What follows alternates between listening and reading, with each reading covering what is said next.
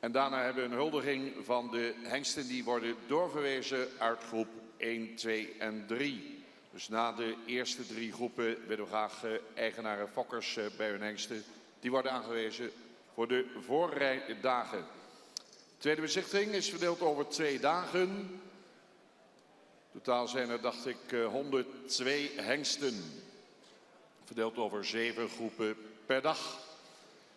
Jury bestaande uit Corrie Terpstra, Piet Bergsma en Ellen van Gastel. En de eerste hengst is binnen. U ziet het al op het scherm. We beginnen met catalogus nummer 5. We gaan starting with stallion nummer 5. Nummer 5, le nummer 6. Bij de Hengstenkeuring 2023. Der erste Hengst is een zoon van de sportelite-hengsten Elias 494. Komt uit Rijnskekja. En dit is even een oefenrondje om te zien hoe het allemaal gaat. Maar dat is de eerste hengst, zo dadelijk Mindert K. Über de Mary die Bahn laufen müssen. Sterpreferent van Und dann geht es gleich Rinde. Die zal zo dadelijk als Mindert eerste K. officiële worden getoond. Even afstemming met de voorbrengers, met de juryleden.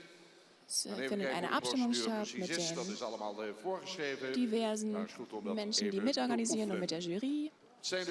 Und wenn dann so die Übungen abgeschlossen sind, dann können wir beginnen. Das ist der jüngste Jahrgang, sind alles Sternhengste.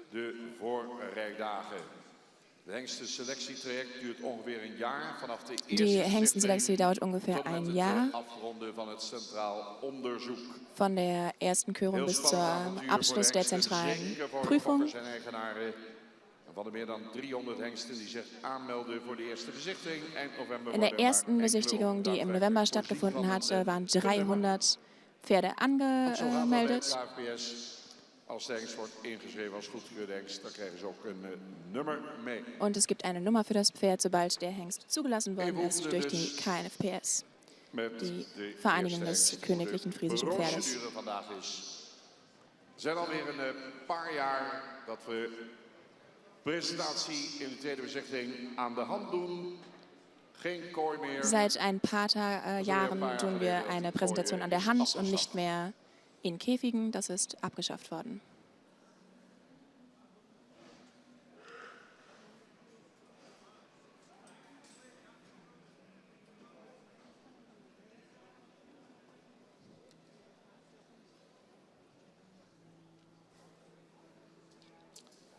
Vertaling dus in het Duits, in het Engels, in het Spaans en in het Frans. Übersetzungen dieser Aussendungen gibt es im Französischen, Englischen, Deutschen und Spanischen.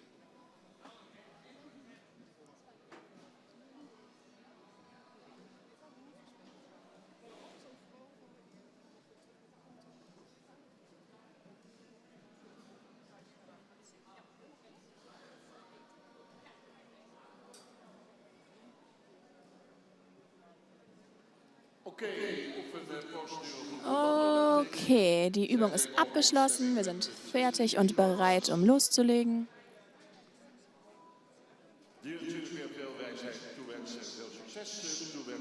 Wir möchten natürlich allen Teilnehmern viel Erfolg wünschen.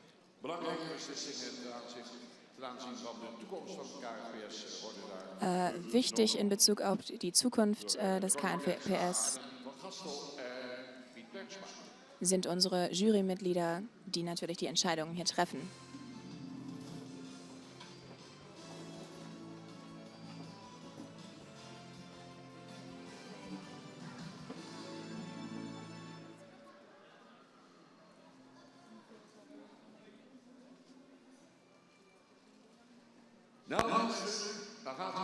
So, meine Damen und Herren, dann fängt es jetzt auch tatsächlich an. Endlich auch wieder mit Publikum. Die Hengstkörung des KNPS. Alle Hengste haben das Prädikat Stern bereits empfangen, haben eine erste Auswahl schon hinter sich. Und dies ist also unser erster Hengst 005, Mindert K. Aus dem Jahrgang 2020. Sein Vater ist Elias 494, ein Sportelite-Hengst. Auch der kommt aus der Sportelite. Mutter war Reinskier-Tochter von Rindet 406.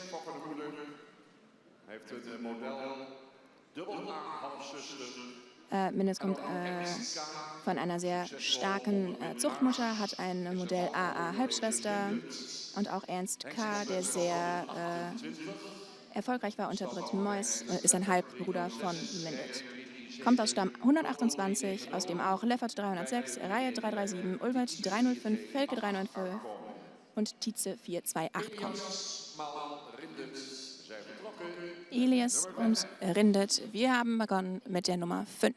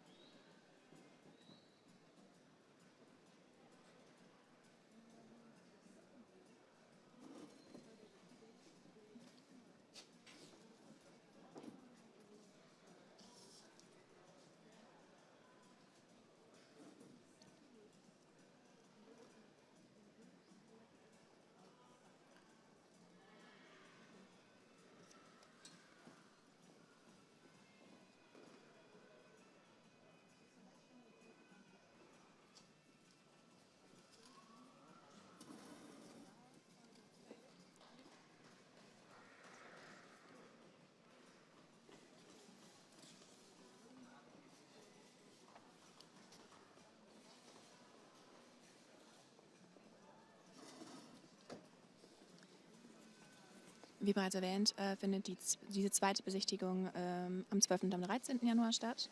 Insgesamt sind es 111 Hengste, die besichtigt werden in 7 Gruppen. Dies ist der erste. Die erste Runde der Besichtigung hat im November stattgefunden, letzten Jahres. Und insgesamt sind 300 Hengste vorgestellt worden, von denen sich also 111 durchsetzen konnten.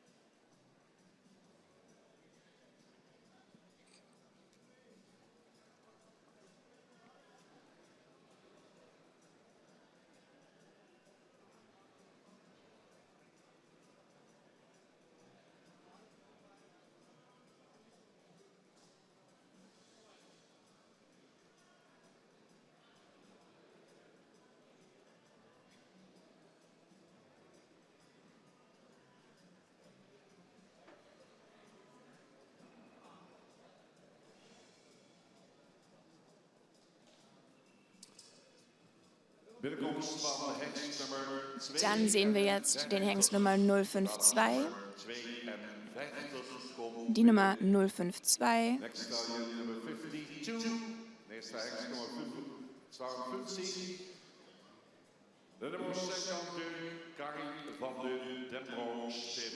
Kai van de Demro Stables. Der Hengst ist geboren worden in 2019. Und Alle Informationen über die Hengste finden Sie natürlich im Katalog, den Sie kaufen können. Auch dies ist ein Sohn des Sporteliten Elias 494. Seine Mutter ist Goedele van de Demo Stables, eine AAA Sportprof, wieder eine Tochter der Fepir 448.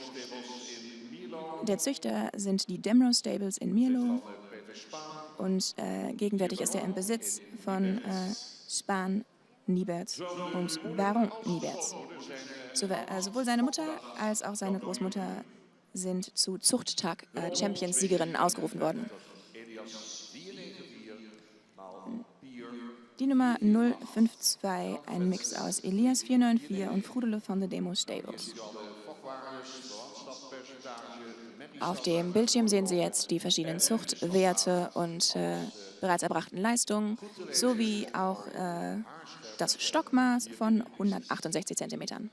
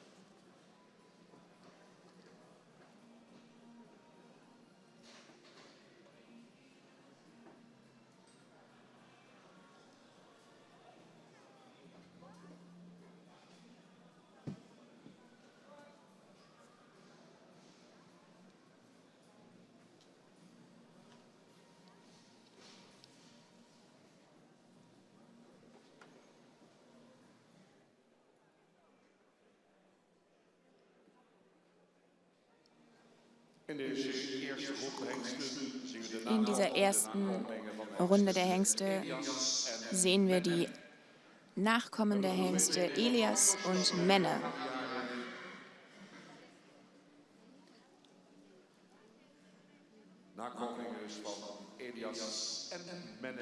Die sind also die Nachkommen von Elias und Menne in der ersten Gruppe, anders als in anderen Jahren.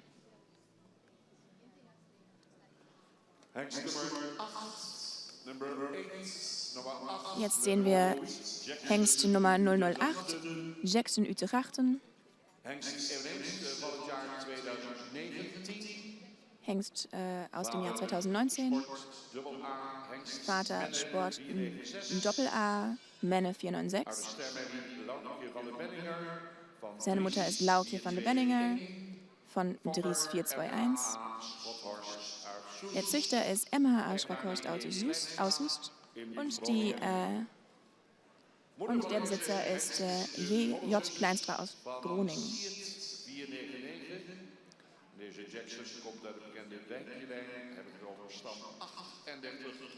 Jackson kommt aus dem bekannten Stamm 38. Mutter und seine gesamte Schwester kommen beide vom Deckhengst Seert 4999. Jackson kommt aus der bekannten Wijkje-Linie, aus der zum Beispiel auch Tjerk 328 und Juré 284 entsprungen sind. Das ist also der Hengst 008 Jackson uit de Grachten.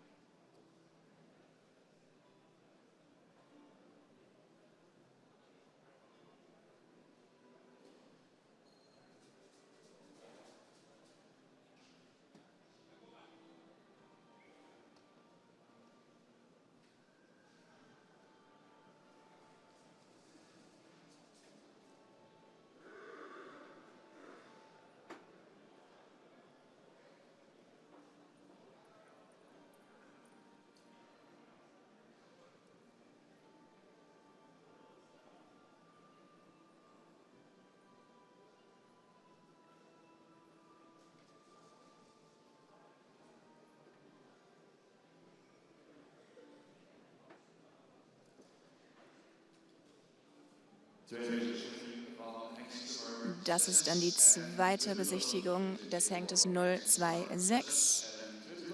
Noch einmal dieses Hengst Nummer 026. Meine. Ein Sohn von Menne 496. und der Kron- und Doppel-A-Sportstute Rakietiatske.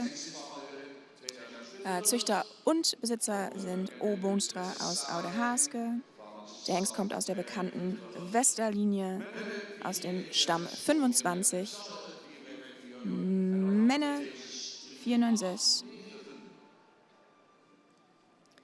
Hat den Sohn Meine 026 vorgestellt.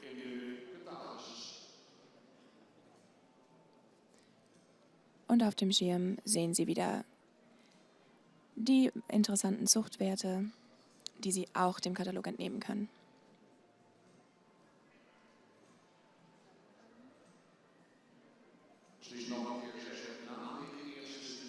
Vielleicht ist es sinnvoll, noch einmal zu erwähnen, dass wir nach den ersten 3 Gruppen die Hengste noch einmal mit Züchter und Besitzern einladen hier auf die Bahn für die Glückwünsche, wenn die nächste Runde erreicht worden ist.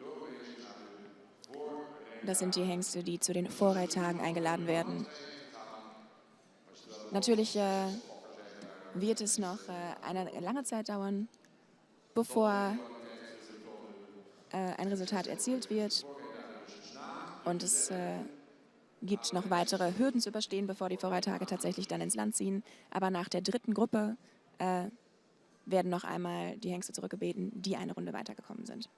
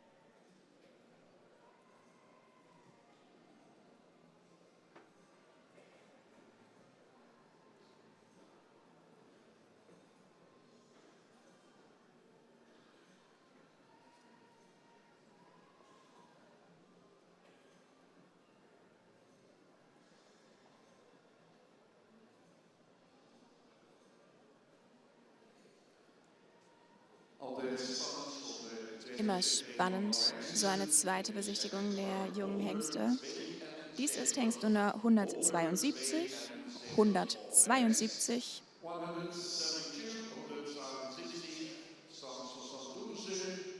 Onyx van S. Auch ein Sohn von Menne 464.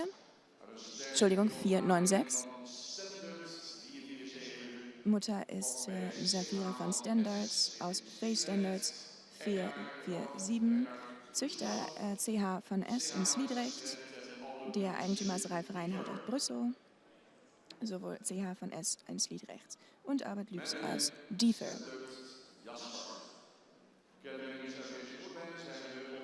Bekannte Stuten aus dieser Mutterlinie sind zum Beispiel Ferle C von Beers 411 Modell AA oder Rikje T. Fee von Norbert 44. Der war Stern und ein alter Jugendchampion der zentralen Untersuchung.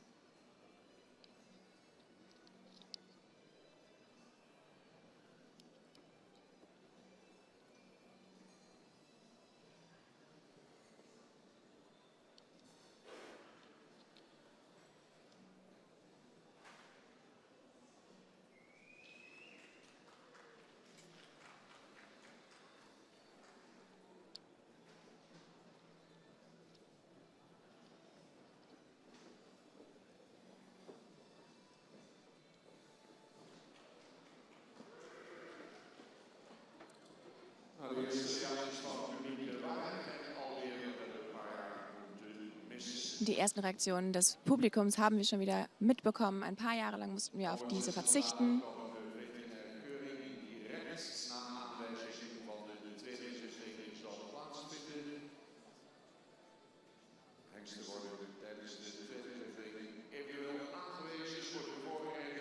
Nach der zweiten Besichtigung werden die Hengste eventuell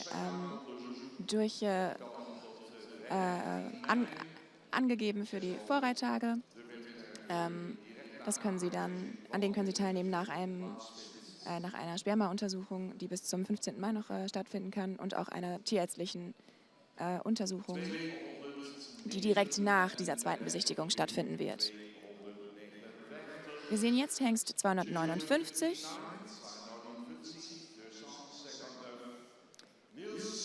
Niels van der Lietse Generaal. Ein Hengst aus 2020, auch ein Sohn des Sport Doppel-A Männer 496. Mit Mutter Jorke C. aus dem Stamm von Onno 376. Der Züchter ist YR Penn aus Hellwig und Besitzer sind MR Schwarz und M. Terschrürer aus Ultrup. Der Hengst kommt aus der gleichen Mutterlinie wie das Pferd des Jahres Baukje C.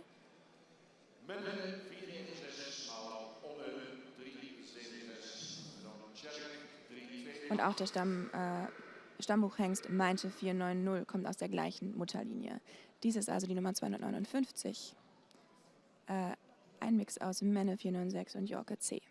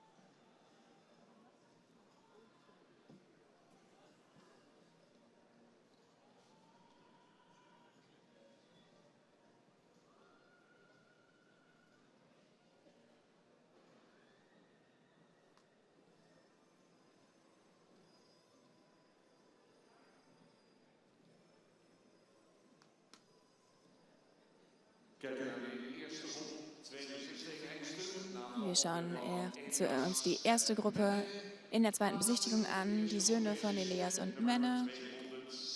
Der Latz in dieser Gruppe ist Binne, die Nummer 287.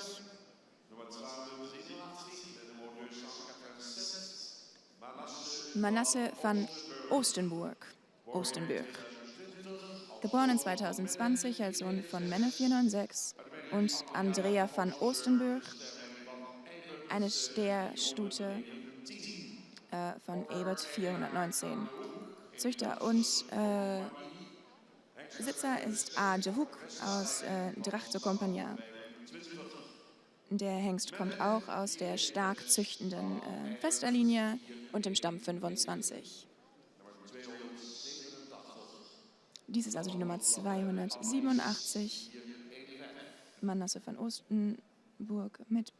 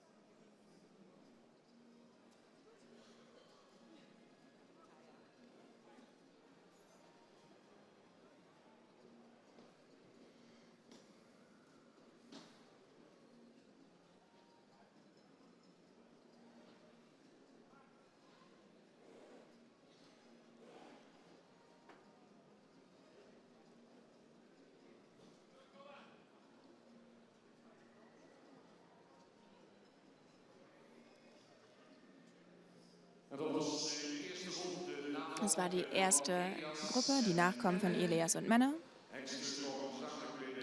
Die Hengste kommen jetzt gemeinsam noch einmal hinein und dann hören wir das Urteil der Jury.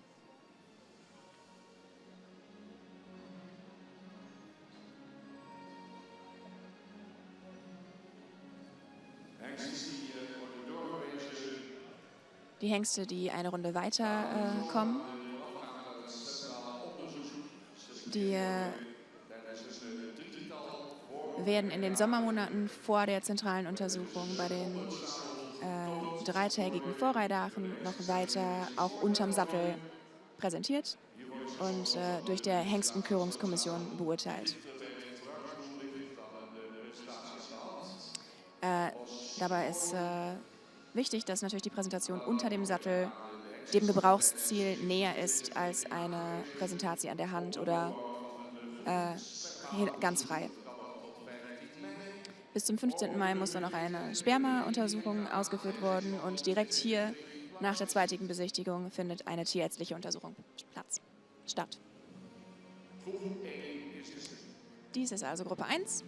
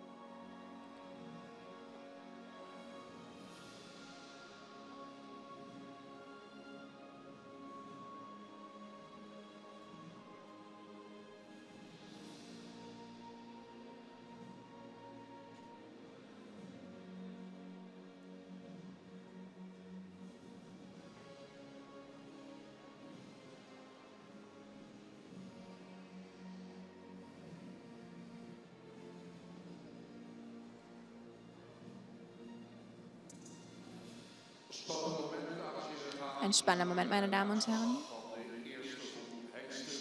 Wir hören jetzt die Resultate der ersten Gruppe Hengste. Piet Beersma, der Juryvorsitzende, hat das Wort.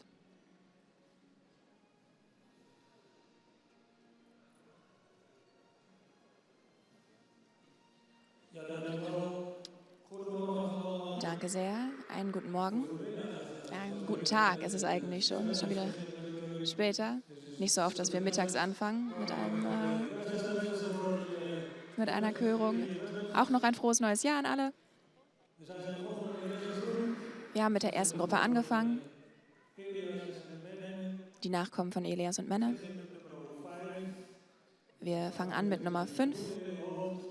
Deinen sehr edlen Kopf. Könnte etwas mehr Länge im Genick haben. Ein guter und gut platzierter Hals. Starke Obenlinie. Ist ein wenig unterstehend. Hat aber einen sehr aktiven und auch ausgreifenden Schritt.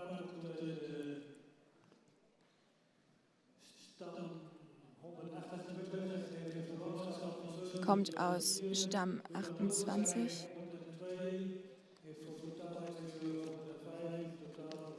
Hat einen Verwandtschaftsgrad von 17,4. Eine Sternpräferentenmutter.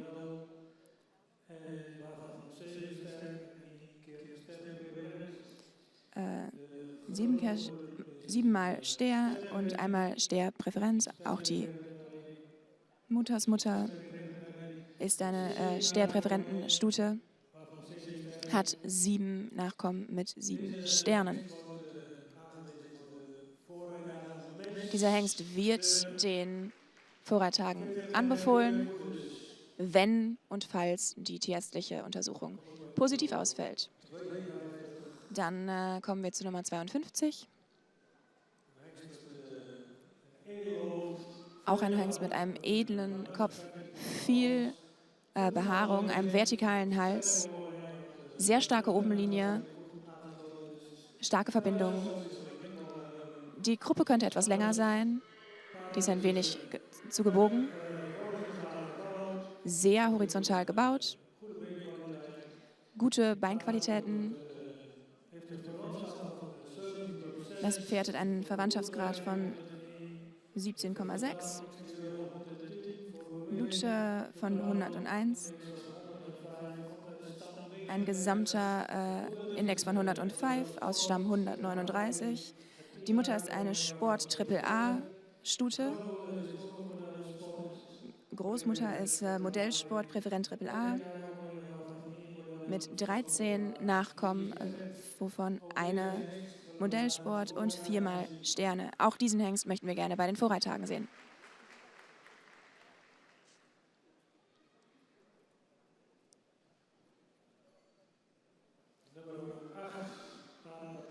Nummer 8. Ein Pferd, das einen etwas ausdrucksstärkeren Kopf haben könnte, auch ein wenig im Genick zu kurz ist. Starke Obenlinie, langes Vorderbein. Könnte etwas härter in den Beinen und in der Beinarbeit sein. Ein sehr stark gebautes Pferd.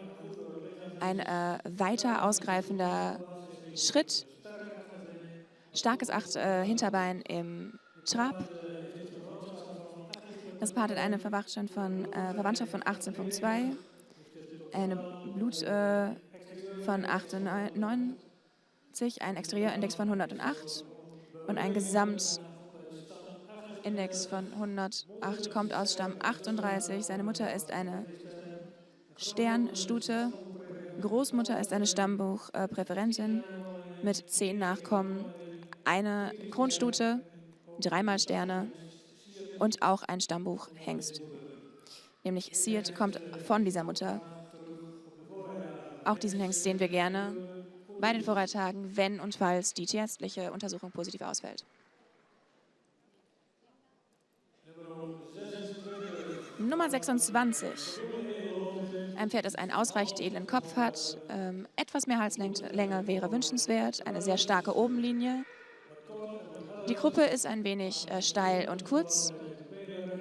Sehr qualitative Beinarbeit. Der Schritt dürfte etwas weiter ausfallen. Im Trab ein wenig weit in den Hacken. Und keine sehr starke Hinterhand. Dieses Pferd wird nicht für die Vorreittage einbefohlen.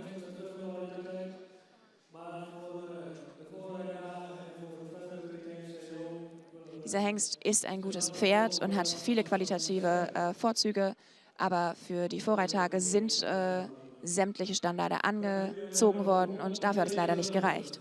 Dann sind wir jetzt bei Nummer 72.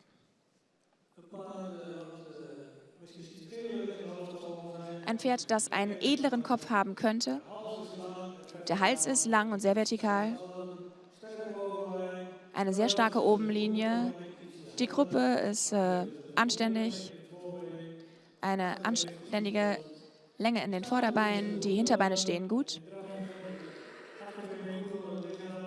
Vor allem im Trab sind die Hinterhand gut unterm Körper.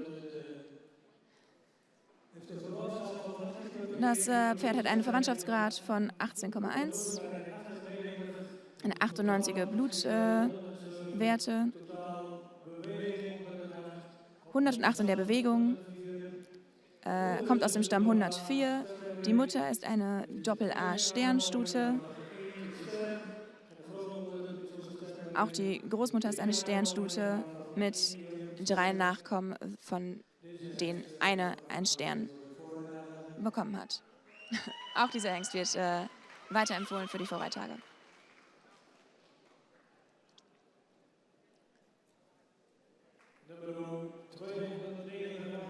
Nummer 259. Ein Pferd mit einem etwas längeren Kopf, einem ausreichend langen und vertikalen Hals. Die Schulter ist etwas steil, starke Obenlinie, die Gruppe ist abfallend. Das könnte etwas länger sein, aber ausreichend. Es dürfte etwas mehr Qualität in der Hinterhand kommen dürfen. Schritt ist anständig, im Trab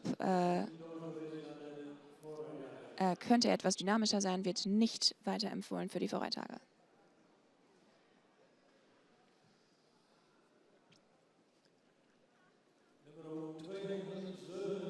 Nummer 287. Könnte einen edleren Kopf haben, ein sehr gerades Nasenbein. Auch könnte das Genick etwas länger sein. Guter vertikaler Hals, gute Schulterliegung, eine sehr starke Obenlinie. Die Gruppe ist ausreichend lang. Er ist ein wenig hart in seiner Vorderhand.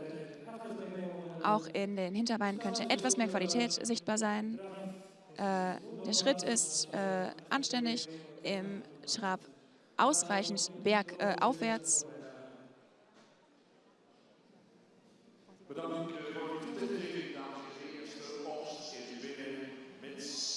Danke für die Erklärung.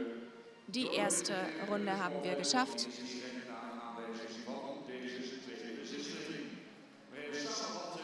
Die Körung ist direkt nach der zweiten Besichtigung. Jetzt sehen Sie die Selektion, die weiter darf. Die Nummer 5, Nummer 52, Nummer 8 und Nummer 172.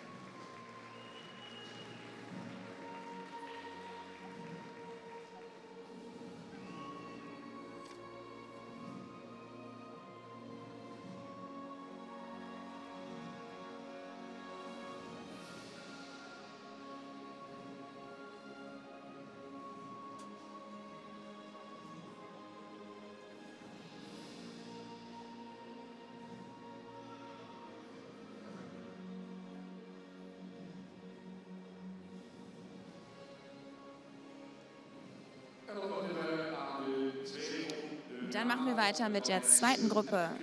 Die Nachkommen von Epke, Fonger und Alwin. Die Nachkommen von Epke, Fonger und Alwin in der zweiten Gruppe.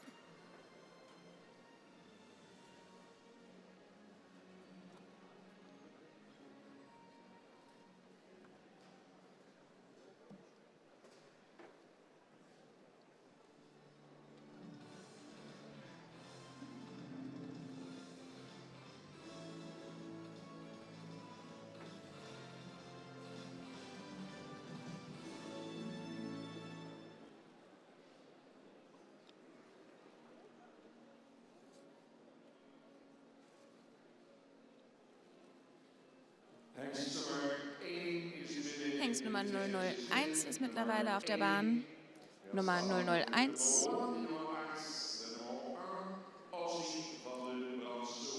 Ossi van den Brandse Hufe.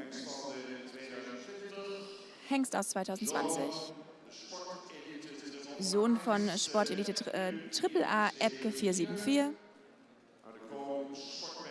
Und aus der Grundsportstute Lützke von Wolten, eine Tochter von Onne 376.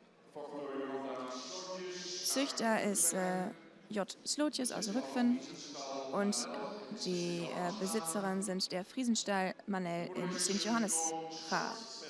Mutter ist eine Kronsportstute mit einem Stern Nachkommen und die Großmutter ist eine Sternpräferentin mit 5 gekürten Nachkommen.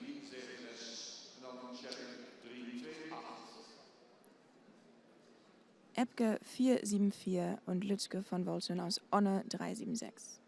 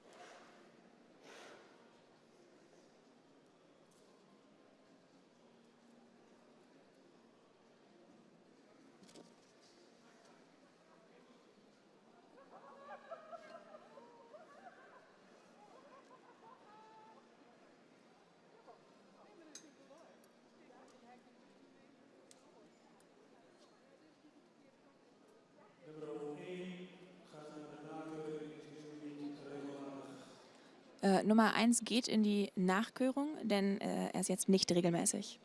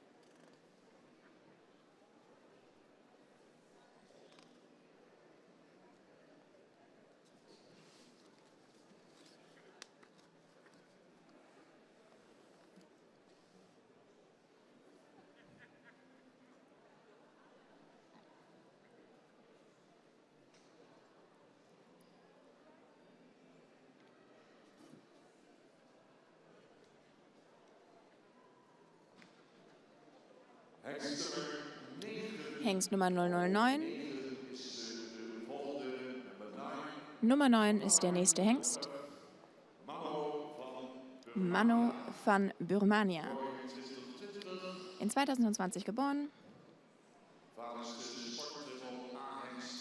Vater ist der Sport-Triple-A-Hengst Fond 478. Mutter ist Sternpräferentin Nor F. Und Nor ist eine Tochter von Andries 415. Züchter und Besitzer R.A. Faber in St. Nicholas. Eine gute Stutenlinie mit viel Präferentenblut und auch 2 Deckhengste, nämlich Reize 277 und Thies 274, kommen aus dieser Linie. Genauso wie der gekürte Käs 531.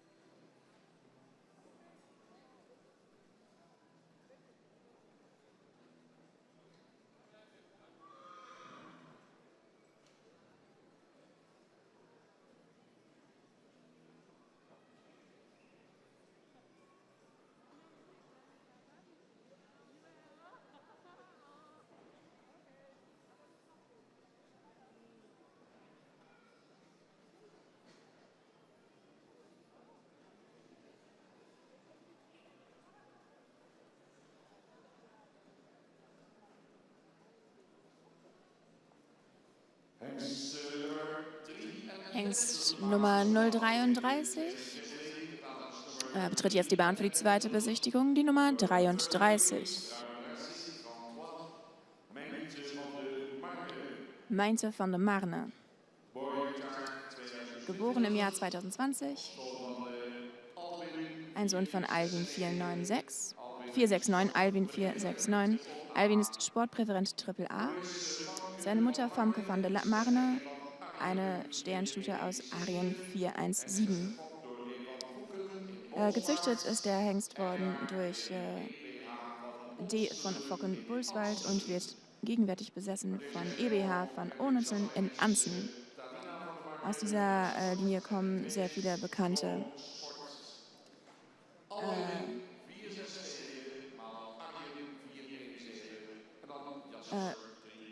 andere Hengste, Charle 454 und auch die Stute Talina van der Marne Modell.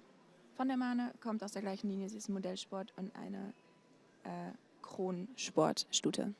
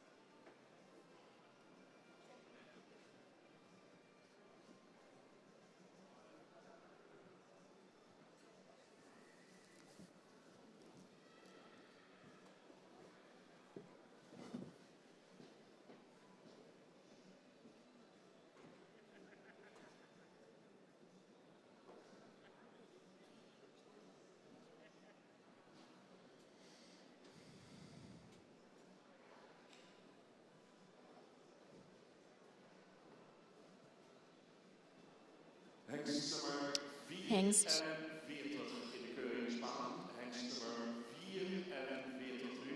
Hengst Nummer 44 auf der Bahn.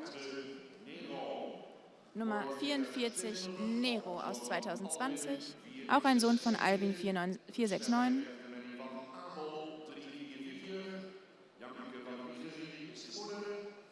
Die Mutter ist Janke van der Wicherli, eine Tochter von Abel 344. Der Züchter ist WCH Brünekreef aus Winteren und die Besitzerin ist Felicia van Vogelpoel Tull en Waal.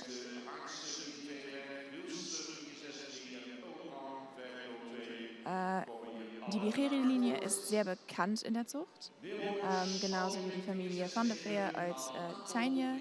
So kommen zum Beispiel die Stammbuchhengste Heize 425, Wilster 463 und Ülbrand 502 aus dieser Linie.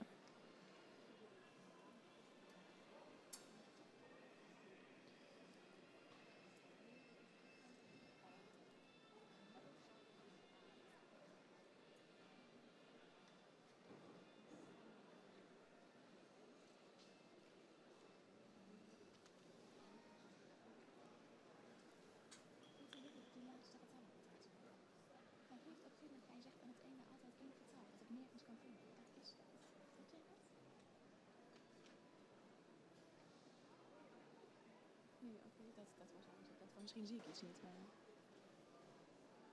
Java.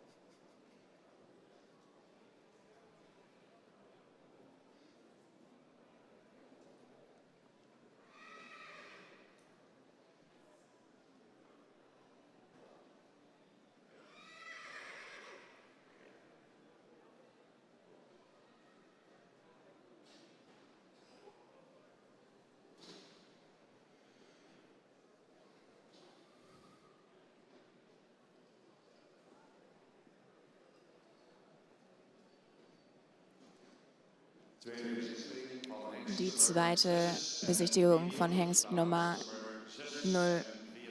046, Nummer 46. Martin M. Dieser Hengst ist auch im Jahr 2020 geboren, ein Sohn von Alvin 469, aus der Sternstute Imke van der Lindeboom, eine Tochter von Maurits 437. Züchter ist H.E. Merdenboel in Den Ham und die Besitzer H. Schrolte in Wezep. Stammbuchhengste Jerke 434 und seine Mutter Auzentrale Untersuchungssiegerin Rena von der Wittewijk, Modell von Tjerk 328, kommen auch aus der gleichen Mutterlinie. Das sind also Alvin 469 und Imke van der Lindeboom in Martin M.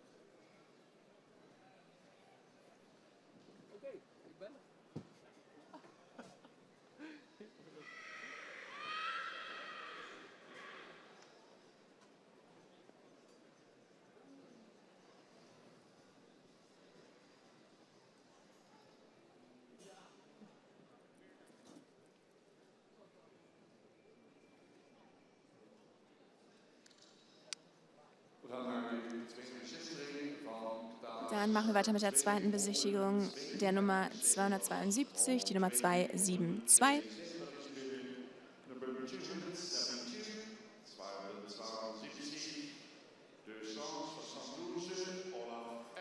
Olaf M. Auch geboren in 2020, auch ein Sohn von Albin 469. Mutter ist Anke von der Slingeberghoeve, eine Stute aus Gjalt 426. Züchter ist J.W. Marsmann aus Mahle und Besitzer M.J. Heuker in Ehn. Der Hengst kommt aus einer sehr fruchtbaren und vitalen Mutterlinie. Bekannte Stuten aus dieser Mutterlinie sind zum Beispiel Nienke von Hinderings-Hiem von Tjalbert 460. Das ist eine Triple-A-Kronenstute. Und auch Femke von Hinderings-Hiem aus Albin 469. Auch das ist eine Doppel-A-Kronenstute. Dann haben wir also Albin 469 mit der Mutter Anke aus Gjalt 426 in Olaf M.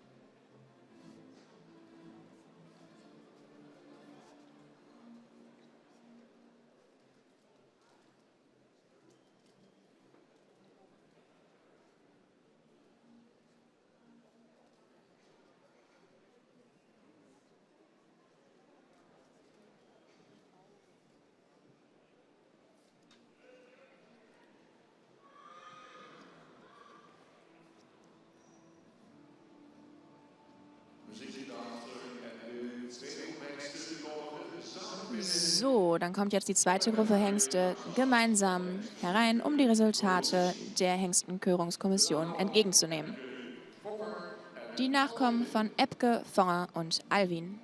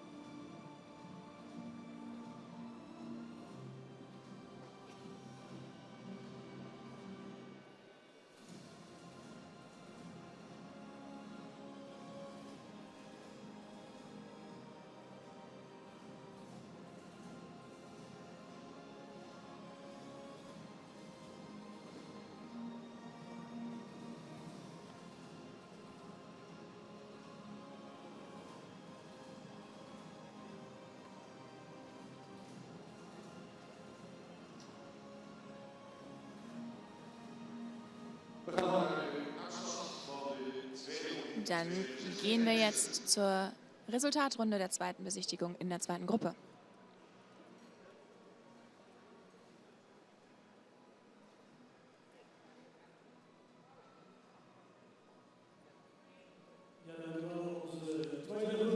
Danke sehr, dann geht es jetzt in die zweite Gruppe. Wir fangen an mit Nummer 9.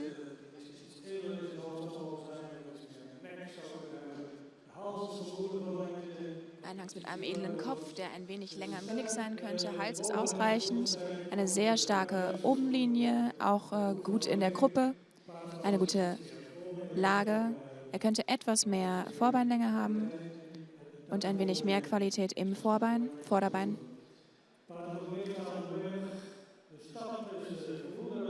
Der Schritt war ausreichend im Trab, sehr aufwärts, gut in der Hinterhand.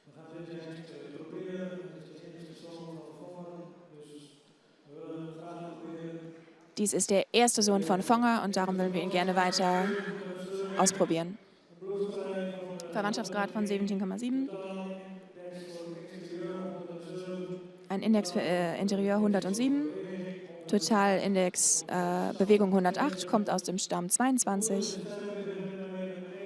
Mutter ist eine sternpräferenten Stute, die auch 4 andere Stuten hervorgebracht hat. Großmutter hat 10 Nachkommen, war von 2 Sternen. Dieser Hengst wird für die Vorreittage anbefohlen, falls die tierärztliche Untersuchung das zulässt.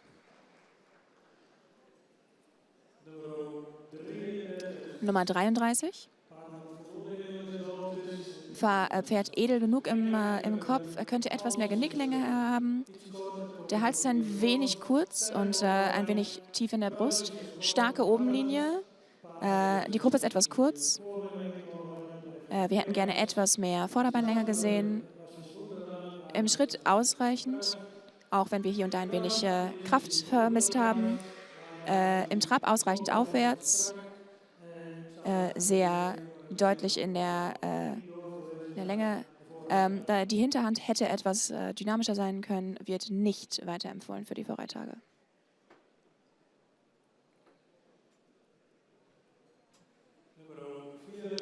Nummer 44.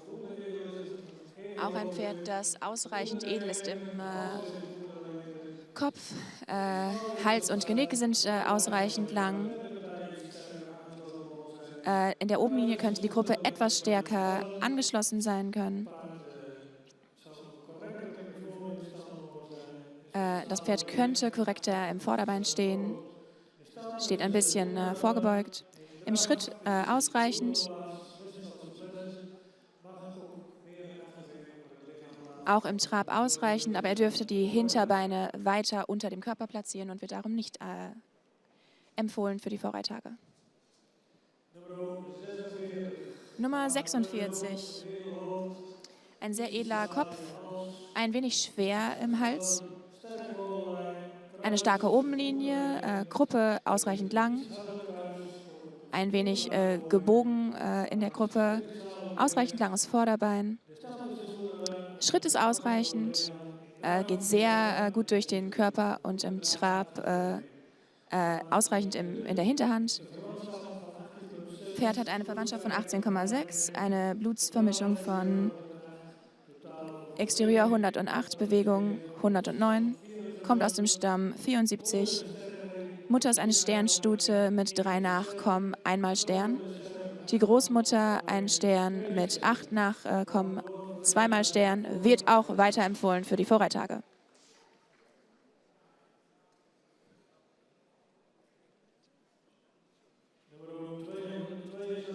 Nummer 272. Ein Pferd mit viel Front, könnte etwas mehr Genicklänge haben. Die Obenlinie ist ausreichend stark, das Kreuz ist lang genug. Das Pferd könnte etwas mehr Vorderbeinlänge haben. Sehr etwas leicht überbebeint, könnte etwas besser in der Hinterhand sein. Im Trab bleibt er gut im Takt, während er den Rhythmus im Schritt gelegentlich verloren hat. Das Pferd wird darum nicht weiterempfohlen für die Vorreittage. Und damit sind die Resultate der zweiten Gruppe bekannt.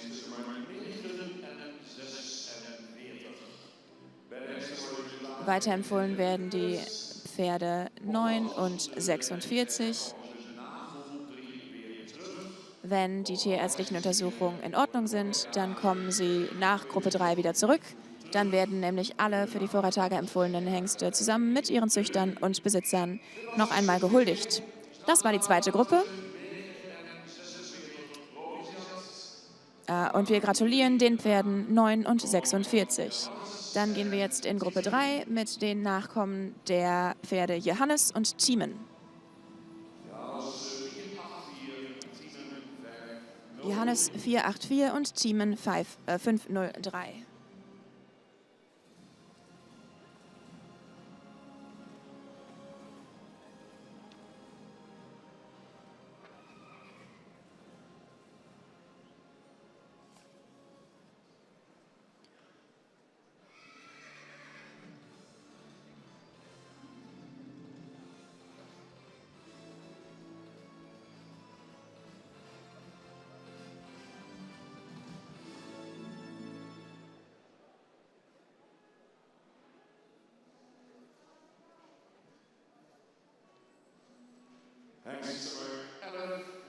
Hengst Nummer 011, Nummer 11, ist bereits auf der Bahn. Marijn van der Hofstad, ein Hengst aus 2020. Vater ist der Sportelite AAA-Hengst Johannes 484.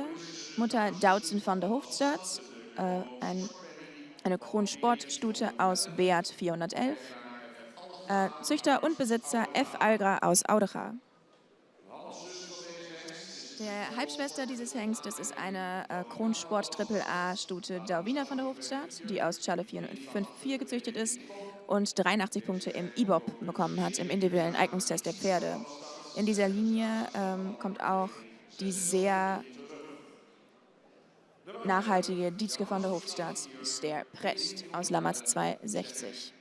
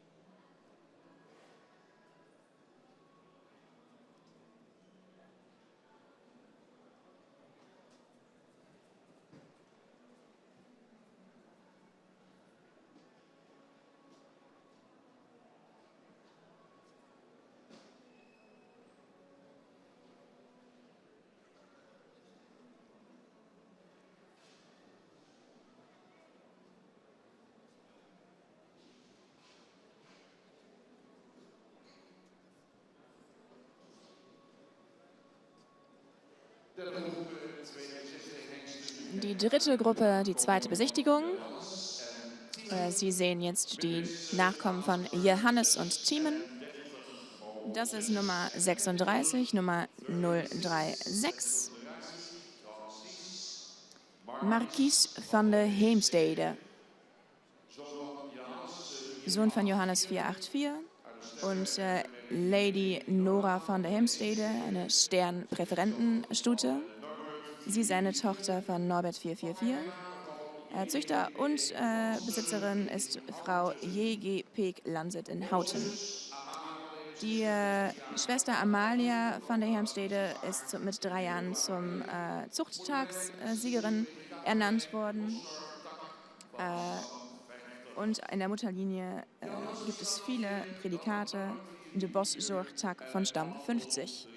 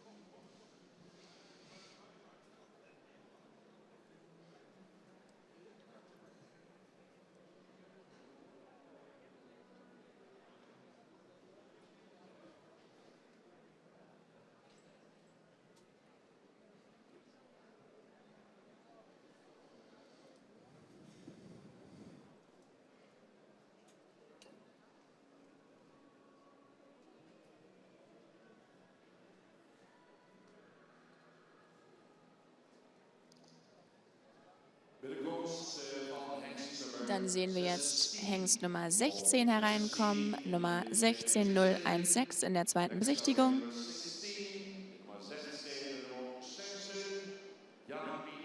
Japi van de Annehoeve.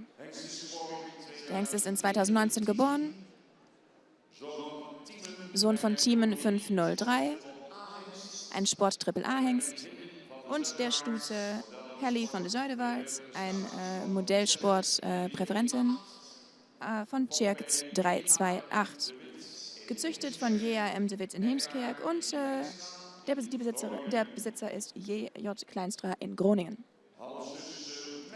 Die Halbschwester Mette von der Annehoeve ist eine Kron Doppel-A-Stute aus Beat 411 und wurde mit 2 Jahren insgesamte Siegerin des Zuchttages Nord- und Südholland. Und beide kommen aus der superzüchtenden Linie des Tjerk 328, Modell Sportpräferent und Mary Hilly und Stute Hilly von der Zuiderwald.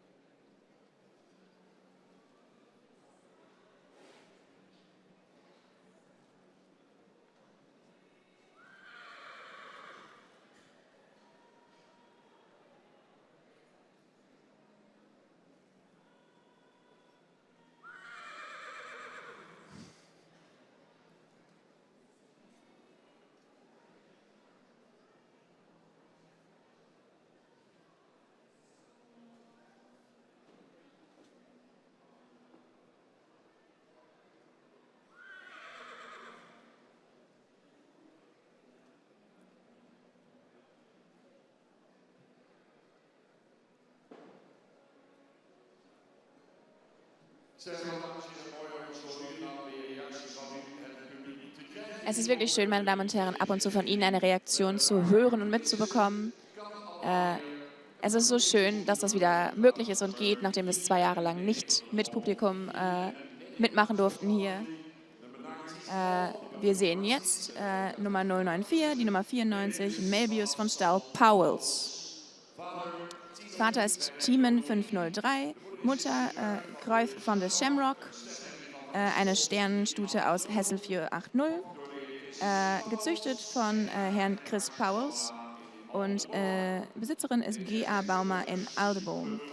Der Hengst kommt aus der sehr gut züchtenden Van der Honda-Linie aus Stamm 13. Und aus diesem Stamm gibt es noch keine Stammbuch-Hengste. Wer weiß also, Nummer 94, Thiemen 503 und Hessel 480.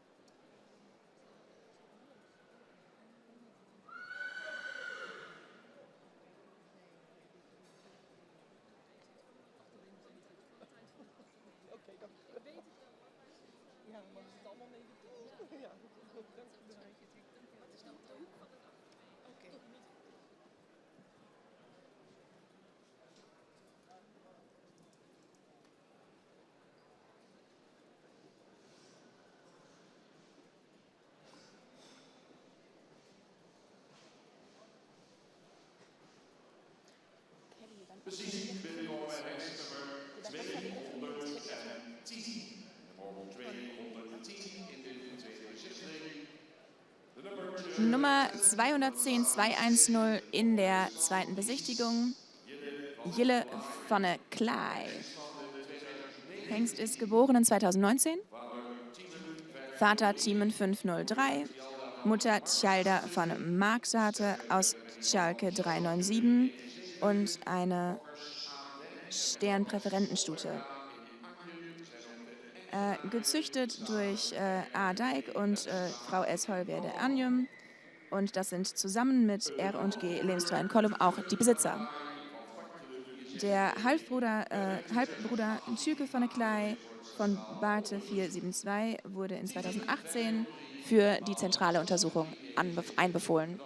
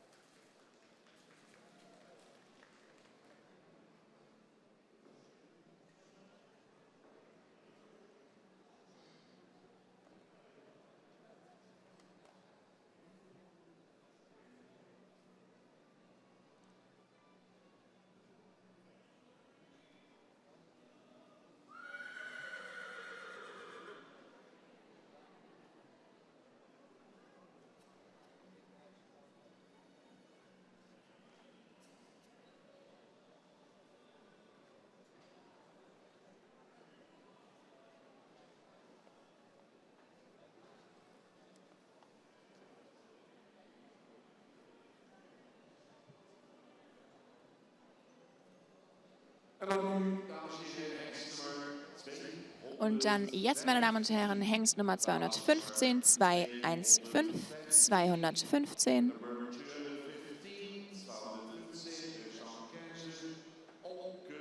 Olke van de Brink. Ein Hengst aus 2020. Auch ein Sohn von Thiemen 503. Mutter ist Brenda van den Brink, eine Stammbuchstute. Die Tochter ist von Epke 474.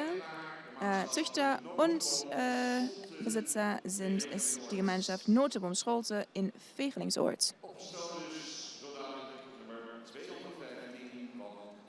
Dann sehen wir jetzt also die Nummer 215 von Thiemen 503 und der Tochter von Epke 474.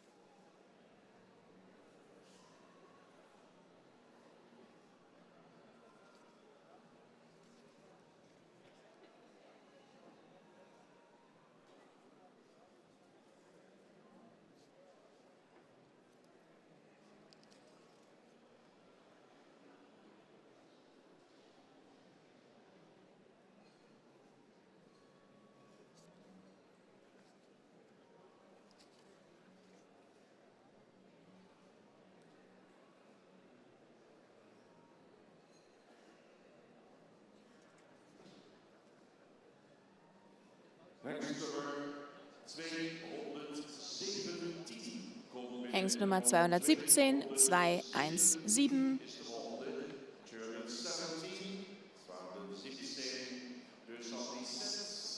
Melle van Vels.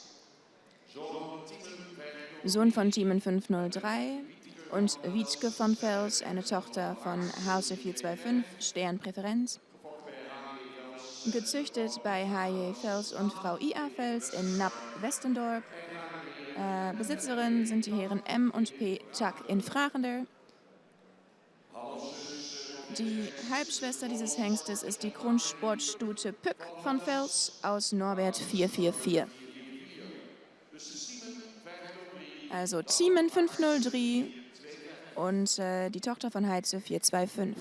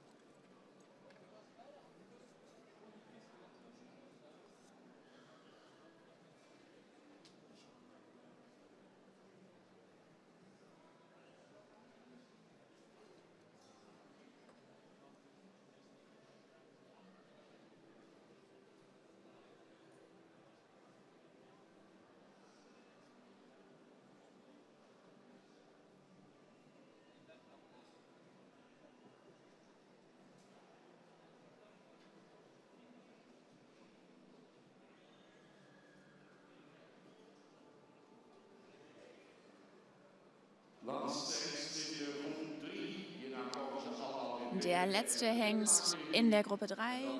Danach kommen wieder alle Hengste herein für die Resultate.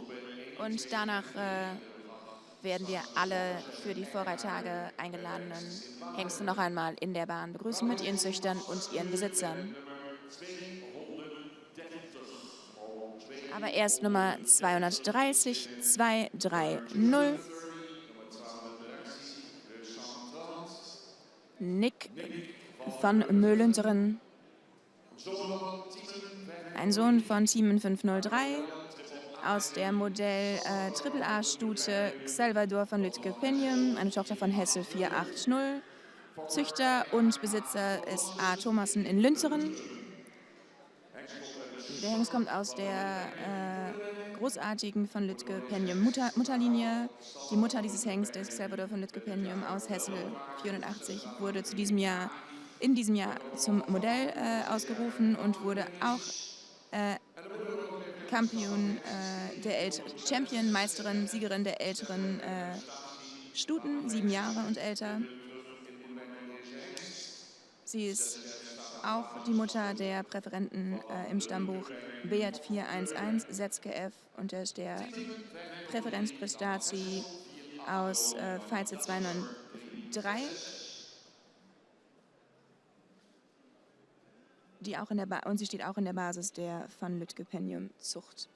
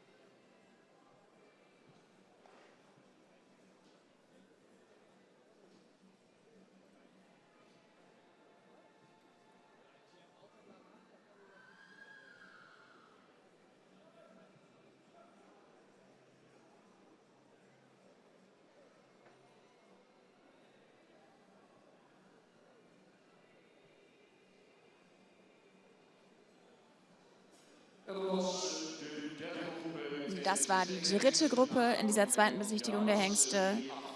Die Nachkommen von Johannes 484 und Team 503. Sie kommen jetzt zurück für die Resultate. Ein sehr spannender Moment. Dann wissen wir, welche Hengste für die Vorreittage eingeladen werden. Natürlich gibt es einige Abers und Ringe, durch die noch gesprungen werden muss. So gibt es noch 2 verschiedene weitere Tests, die abgelegt werden müssen. Eine tierärztliche Untersuchung und auch eine Sperma-Untersuchung. Nur wenn beide positiv ausfallen, können die Vorreittage auch tatsächlich für den Hengst stattfinden.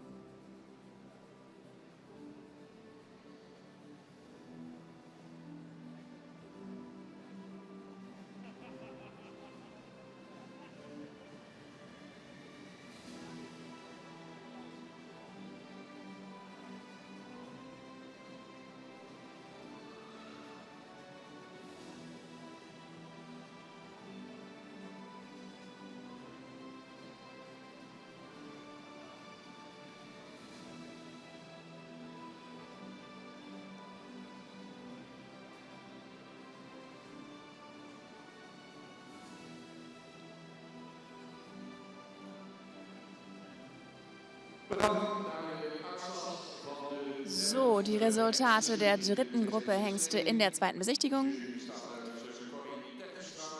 Die Jury besteht aus Corey Herstra, Erin von Haspel und der Vorsitzende Piet Beersma.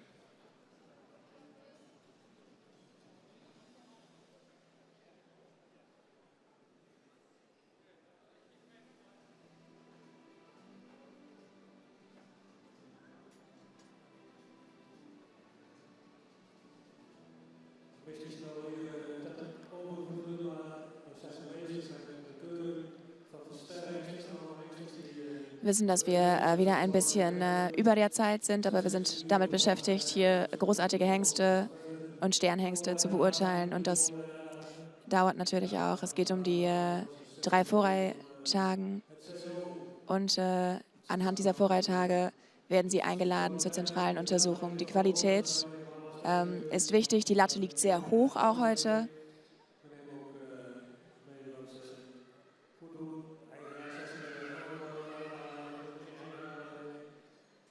Wir wiegen die Stimmen der Besitzer nicht mit, fangen jetzt an mit der Bewertung von Pferd 11. 11, ein sehr edler Kopf, langer Hals, sehr gut platziert, starke Obenlinie. Die Gruppe ist lang genug, gute Qualität in Beinarbeit, ein ausgreifender Schritt, im Trab eine gute Hinterhand. Das Pferd hat einen Verwandtschaftsgrad von 18,5, eine Blutverbreitung von 96, einen Totalindex von 110, Exterieurindex für Bewegung 107, kommt aus Stamm 131. Die Mutter ist eine Kronsportstute mit 6 Nachkommen, wovon eine Kron- und 2-mal Sternprädikate erhalten haben. Die Großmutter ist eine Sternpräferentenstute mit einer Kron- und einer Stern-Nachkommen. Dieser Hengst wird eingeladen zu den Vorreittagen.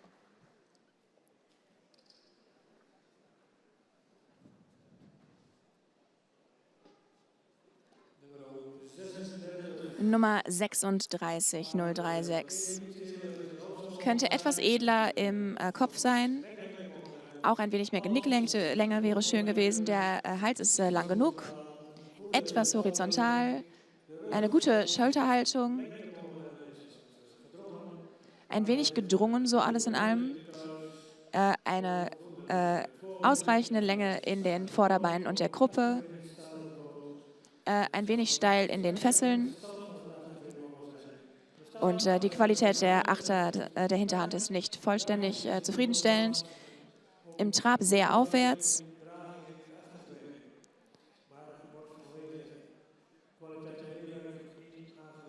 Aber wegen der nicht ausreichenden Qualität der Beinarbeit wird dieses Pferd leider nicht eingeladen zu den Vorreittagen.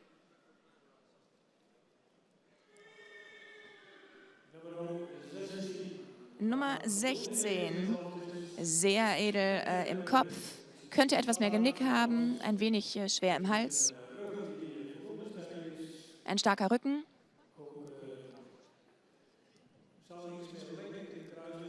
Etwas mehr Länge in der Kruppe wäre wünschenswert. Der Schritt ist ausreichend weitgreifend. Im Trab sehr aufrecht und mit einer starken Hinterhand. Sehr tragend. Das Pferd hat einen Verwandtschaftsgrad von 18,4. Eine Blutgrad ist mir entfallen. Exterieur-Wert auch. Die Mutter ist eine Modellsportstute mit 15 Nachkommen. 2-mal Krone, 5-mal Stern. Die Großmutter ist eine Sternpräferentenstute mit 1-mal einem Modellprädikat bei den Nachkommen. Das Pferd wird eingeladen zu den Vorreittagen.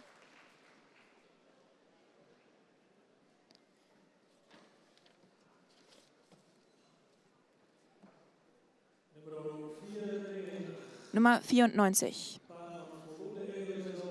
Ausreichend edel im Kopf, ein sehr langer Hals, gut platziert auch. Angenehme Schulterplatzierung, starke Obenlinie. Die Lendenpartei könnte besser angeschlossen sein. Lange Vorderbeine.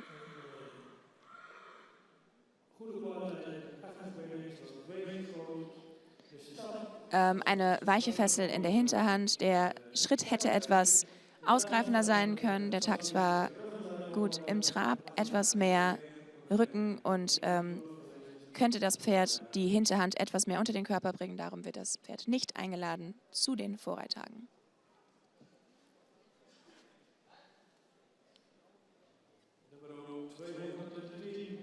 Nummer 210. Ein edler Kopf, eine etwas schwerere Hals-Kopf-Verbindung. Die Schultern liegen gut, starke Obenlinie, etwas stark in den Rippen. Etwas mehr Vorderbeinlänge wäre wünschenswert. Ein wenig säbelbeinig. Im Schritt ist der Takt nicht ganz korrekt. Im Trab ausreichend aufwärts und aufrecht. Auch da sahen wir ab und zu ein paar Taktfehler, weshalb das Pferd nicht eingeladen wird zu den Vorreittagen.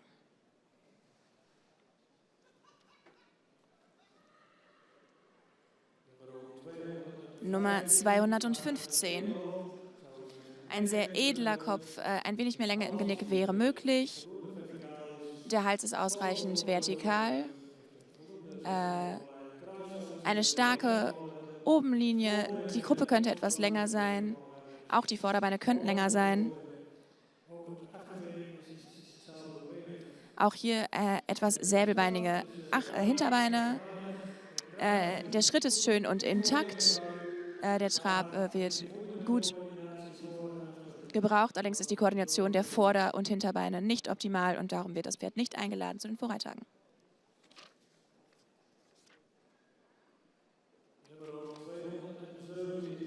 Nummer 217, ein Pferd mit einem edlen Kopf. Etwas mehr Genicklänge wäre schön. Auch ein längerer Hals wäre wünschenswert. Steht gut. Eine sehr starke Obenlinie. Die Gruppe ist etwas kurz und hohl. Die Vorderbeinhaltung könnte etwas korrekter sein. Im Schritt ein wenig kurz.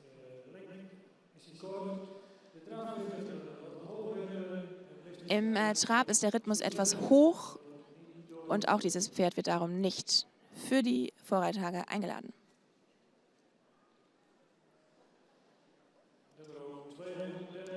Nummer 230. Ausreichend edler Kopf. Genick und Hals sind gut lang. Starke Obenlinie. Die Gruppe ist ausreichend lang. Das Vorderbein ist lang. Die Hinterbeine sind ein wenig säbelbeinig. Im Schritt und Trab sehr luftig und ausreichend ausgreifend. Ein Verwandtschaftsgrad von 18,4. Bewegings 108, im Exterieur eine 106, kommt aus Stamm 50. Die Mutter ist ein Modell AAA mit Nachkommen mit Prädikat. Auch die Großmutter hat Prädikat Nachkommen hervorgebracht. Das Pferd wird eingeladen für die Vorreittage. Wir machen also weiter mit Nummer 11, Nummer 16 und 230.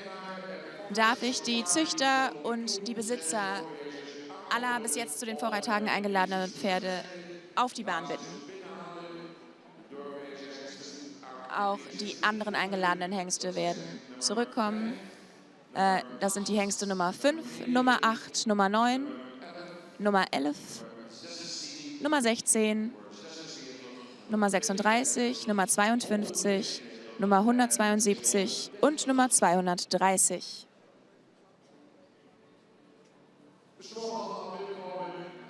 Die dürfen also alle die Bahn betreten. Wir werden sie aufstellen mit ihren Besitzern und Züchtern. Ein schöner Moment.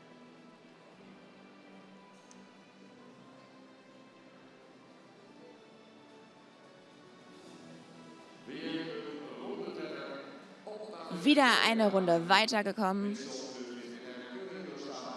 wenn sie auch die tierärztliche Untersuchung bestehen natürlich. Dann werden diese Hengste eingeladen für 3 Vorreittage, wo sie durch die Kommission beurteilt werden.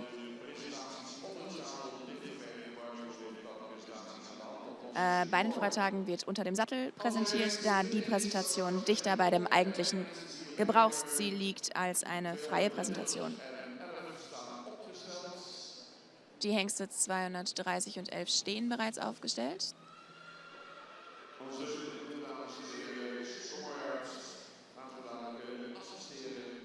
Und wir sehen auch wieder unsere typisch gekleideten Damen, die großartig aussehen. Sie werden gleich die Blumen ausreichen. Ella Wiersema und Wim Jansen werden die Preise überreichen.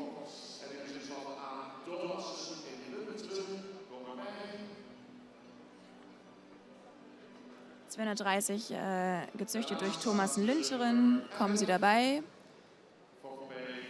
Nummer 11 gezüchtet in Audecha. Stellen sich zu ihrem Hengst, würde ich sagen. Nummer 16 gezüchtet in Heemskerk.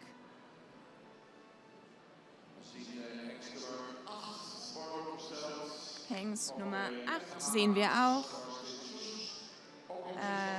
Gezüchtet durch MHA Schrotthorst in Soest, im Besitz von Herrn Kleinstra in Groningen.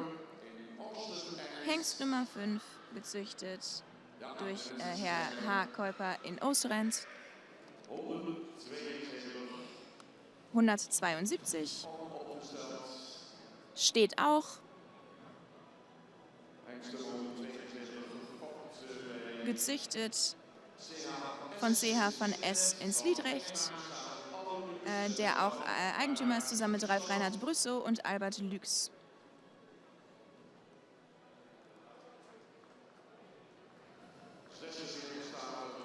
'46 steht auch.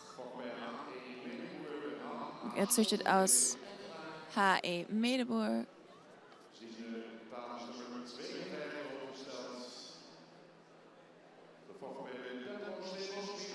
Wir sehen auch die Nummer 52 aufgestellt, gezüchtet durch die Denbrough Stables.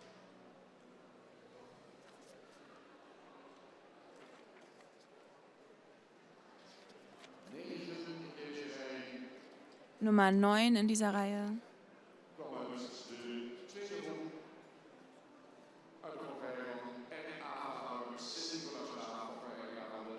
Aus der Züchterei R.A.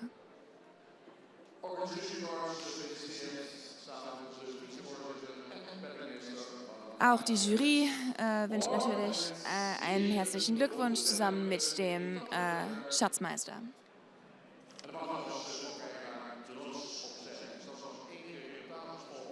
Nummer 9 gezüchtet von R.A. Faber. Entschuldigung. Nummer 5 Mindert K. Elias und eine Stute von Rindert 406. Nummer 8 Jackson Ut de Gachten von Menne 496 und Dries 421 von M.H. Aschrottost in Soest. Mit dem Besitzer J. Kreisler in Groningen.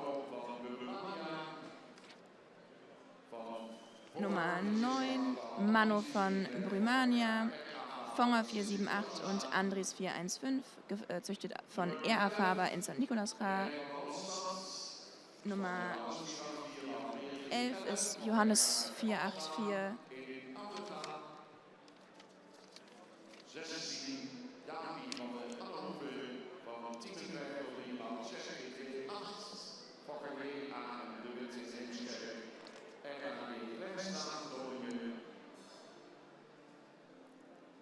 Nummer 11, Johannes 454 und Beat 411. Nummer 46, Martin M. von Alvin 469 und Maurits 437, gezüchtet von H.E. Medeboer und mitbesessen durch H. Scholten. Nummer 52, Kai van der Dembro Stables, Elias 494 und Pier 448, gezüchtet durch die Dembro Stables in Mierlo und besessen von P. Spahn Niebert und YG Baron Niebert. Die 172, auch eingeladen zu den Vorreitagen, Onyx von S.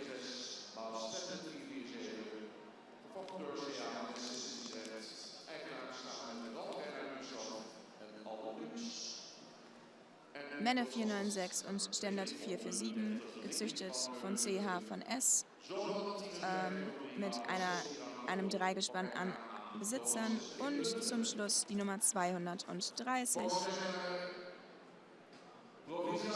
Nick van Meulen-Teren, Thiemen 503 und Salvador von Lütgependium, gezüchtet und besessen durch Thomassen in Lüncheren. Die Züchter und Besitzer, herzlichen Glückwunsch.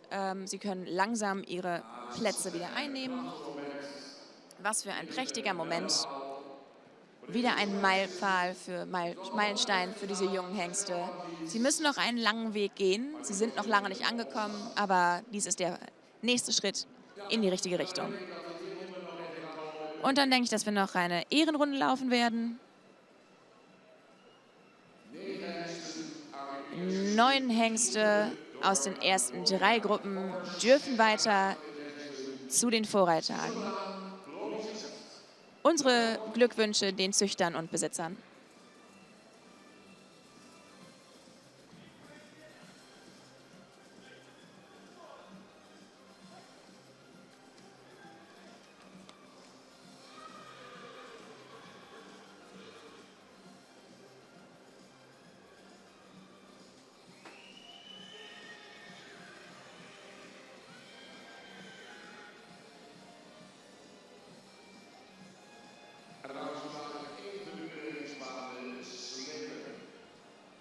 Dann bereiten wir gleich die Bahn noch einmal auf.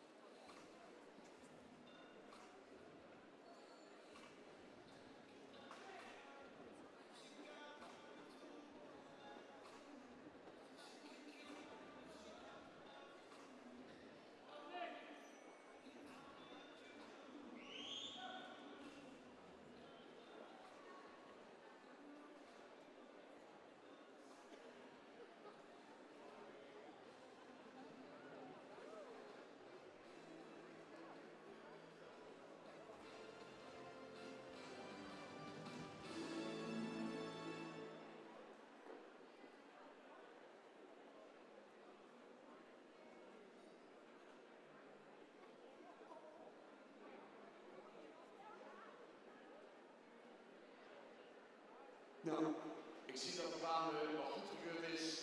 Wordt uitgesteld. Beginnen aan groep 4. Ich sehe, dass die Bahn noch für gut befunden worden ist. Wir machen sie also, wir bereiten sie nicht wieder auf und machen einfach direkt weiter mit Gruppe Nummer 4. Die Nummer 164 ist bereits auf der Bahn. Die Nummer 164, 164.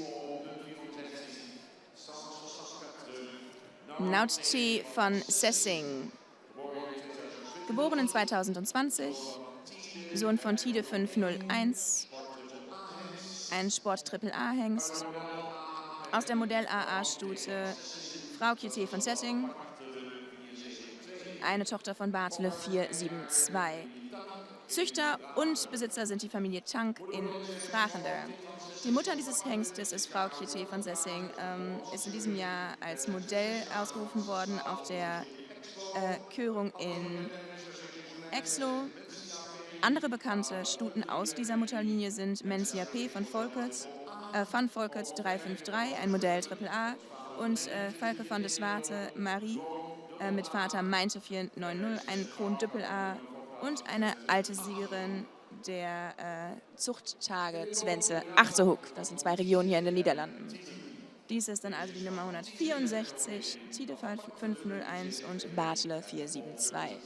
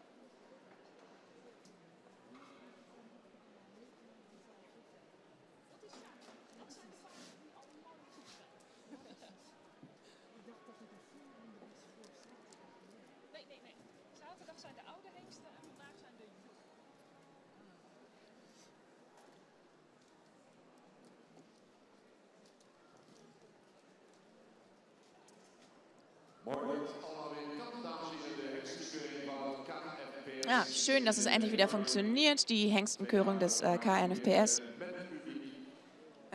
In den letzten 2 Jahren war es ohne Publikum, jetzt sind sie wieder hier.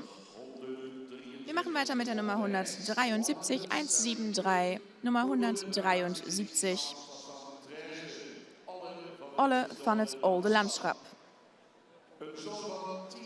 Ein Sohn von Tide 501 aus der Sternstute Mareike SE, Tochter von Pier 448, Züchter A.E. Arming-Kring van Dont.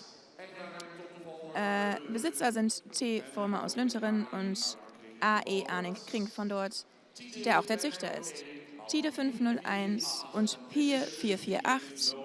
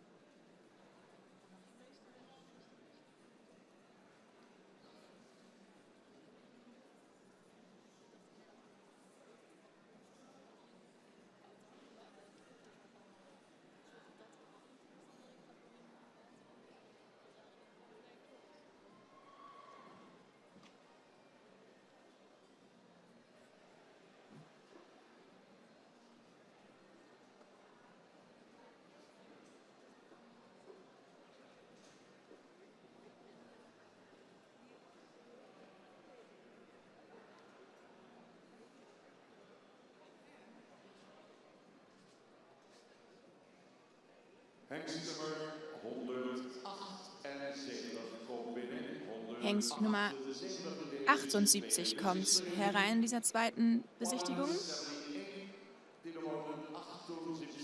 178. Oskar K., Sohn von Tide 501, aus der Stute Ifke Elskirka, deren Vater Epke 474 war. Der Züchter ist HJM Korten in Wert und die Besitzer Elvis Martin Stork aus Otterlo. Tide 501, Epke 474 in der Nummer 178 Oskar K.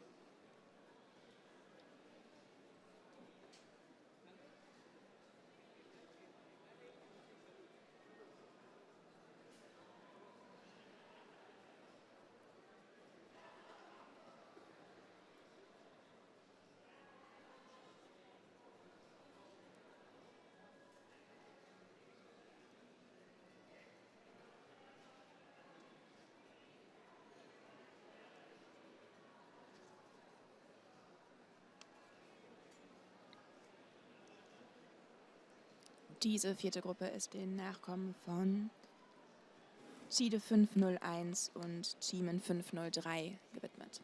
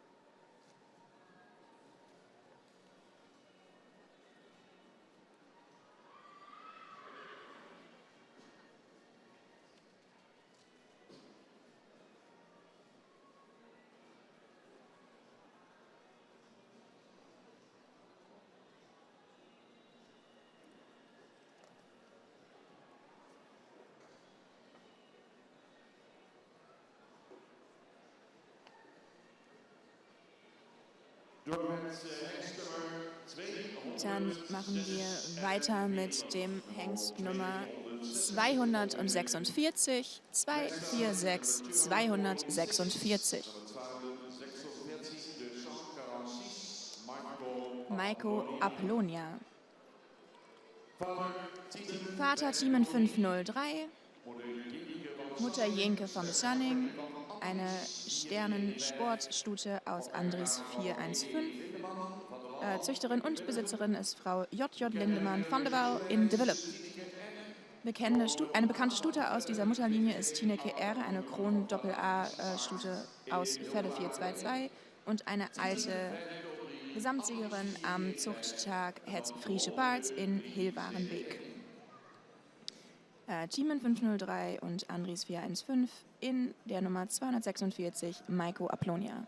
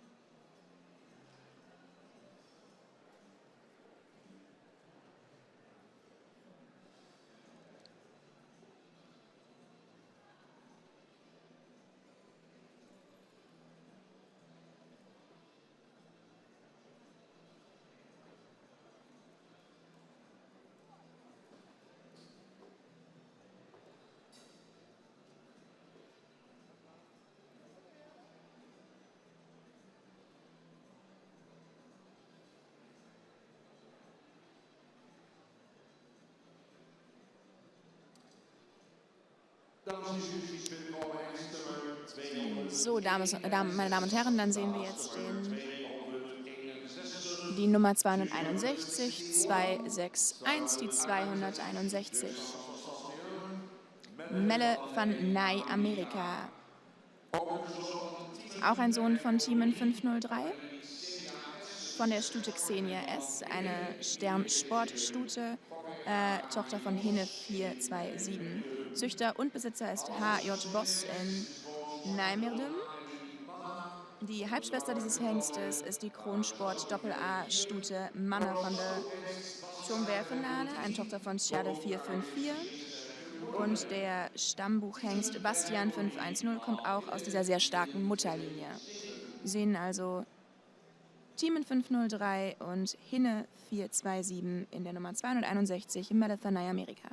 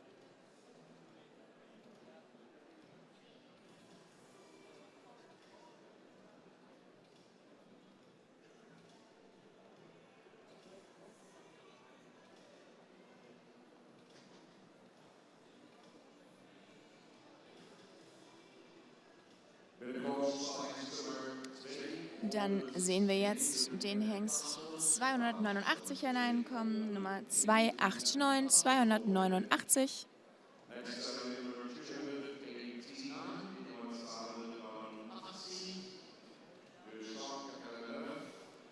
Jisse van Bokkum. Der Hengst ist geboren in 2019, ein Sohn von Thiemen 503, aus der Sternstute Neesje van Bokkum, eine Tochter von Beat 411.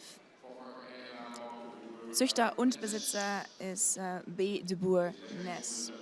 Der Hengst kommt aus der superzüchtenden Van Bokkum-Linie.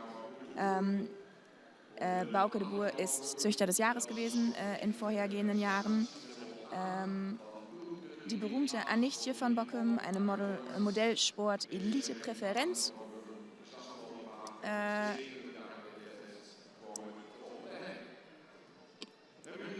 Präferenzstute Prestate AAA von Ulke 338 ist auch aus dieser Linie und sie ist im letzten Monat mit 22 Jahren leider verstorben.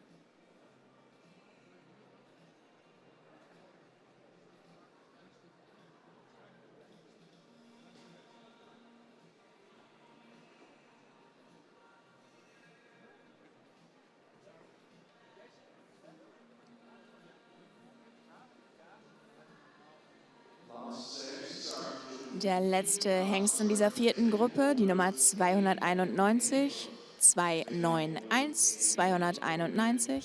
Number 291, 291. Mainz van Romanahin. Ein Sohn von Thiemen 503 und Thekla von Unea State, eine Tochter von Fritze 423, Kronsport Präferenz Prestatiestute. Gezüchtet von Harm van der Meulen in Nordbergen und Frau van der Meulen Spijsema und H. van der Meulen Spijsele Heide. Die Besitzerin ist Frau S. Feldkamp aus Hengelo. Der Halbbruder Kai van Ramonahim ist aus Tjeppe 500 und hat dieses Jahr ein Triple-A-Score in der APFP-Prüfung eingefahren mit einem Ergebnis von 82,5 im Fahrsportteil. Das ist ein Hengst aus einer sehr prädikatreichen Mutterlinie und mit sehr viel präferentem Blut.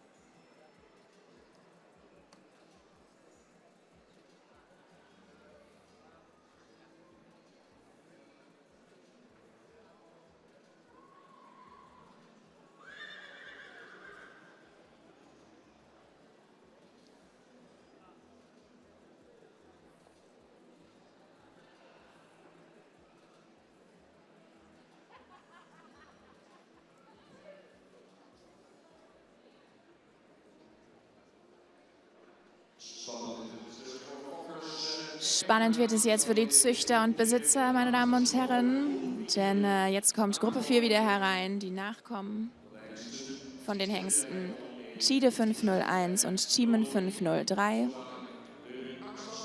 So, in ein paar Minuten gibt es dann die Resultate. Danach gibt es von den gleichen Hengsten noch eine Gruppe, Gruppe Nummer 5. Und wenn auch die bei uns gewesen sind, dann werden die Besitzer und Züchter eingeladen, ihre Preise entgegenzunehmen, wenn sie denn zu den Vorreittagen eingeladen worden sind.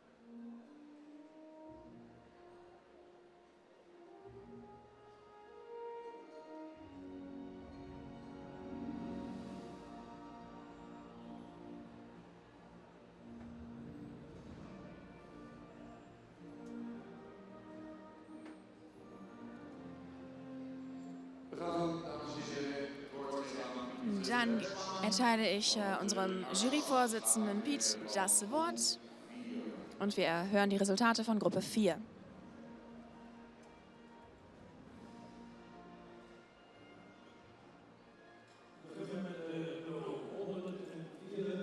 Wir fangen an mit Nummer 164. Ein Pferd mit einem edlen Kopf, könnte etwas mehr Genick haben, aber ein langer Hals, der gut platziert ist. Schräge Schultern, tiefe Schultern, eine starke Obenlinie. Gruppe könnte etwas länger sein, ein langes Vorderbein, auch ein guter Winkel im Hinterbein. Ein Pferd, das einfach und raumgreifend im Schritt läuft. Im Trab sehr aufwärts und aufgerichtet. Viel Beugung in der Hinterhand. Ein Verwandtschaftsgrad von 18,5. Exterior-Score von 116. Für die Bewegung 108. Kommt aus Stamm 50. Die Mutter ist eine Modell AA. Stute mit 4 Nachkommen, eine hat einen Ster. Die Großmutter ist eine Sternstute mit 12 Nachkommen, wovon einer ein Stern ist. Wir werden dieses Pferd einladen zur nächsten Runde.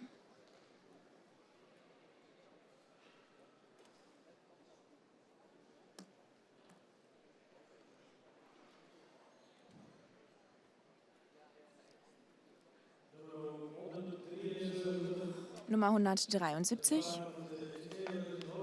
Ein Pferd, dessen Kopf etwas edler sein könnte. Auch die Genicklänge könnte besser sein. Ein langer Hals, lange Schultern, eine starke Obenlinie. Die Gruppe ist etwas kurz, gute Vorderbeine. Das Hinterbein ist sehr säbelbeinig.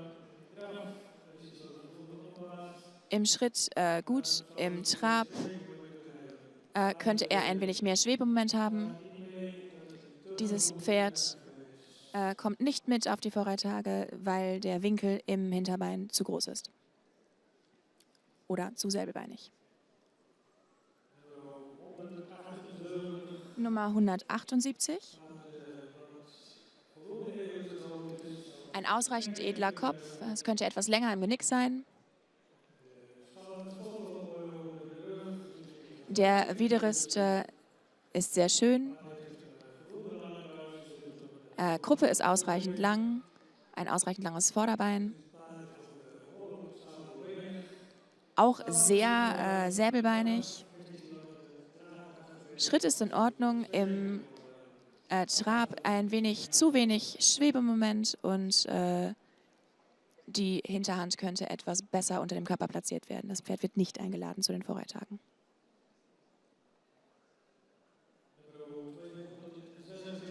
Nummer 246.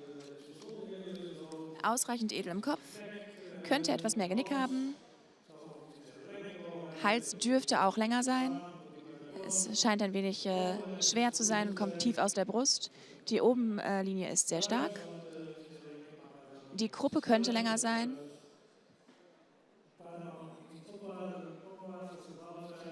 Das Pferd könnte etwas aufrichter und mehr bergaufwärts gebaut sein. Scheint etwas säbelbeinig. Der Schritt ist sehr kurz. Und auch der Bewegungsablauf im Vorderbein ist nicht korrekt genug. Im Trab sehr hoch in der Gruppe und der Rücken könnte besser eingesetzt werden. Das Pferd wird nicht eingeladen zu den Vorreittagen.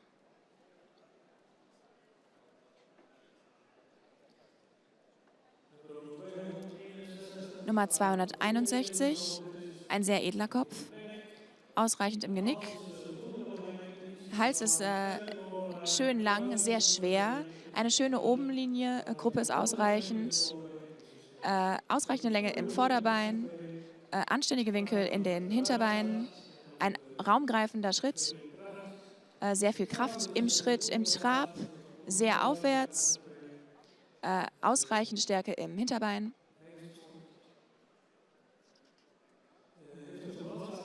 Der Hengst hat einen Verwandtschaftsgrad von 17,9, Total Exterieur 108, Total Bewegung 105, kommt aus Stamm 102. Die Mutter ist eine starke Sternsportstute mit zweimal Stern und einmal Krone in den Nachkommen. Die Großmutter hat 13 Nachkommen, einmal Stern, einmal Sternpräferent. Eine gut gezüchtete Mutterlinie. Das Pferd wird eingeladen zu den Vorreittagen.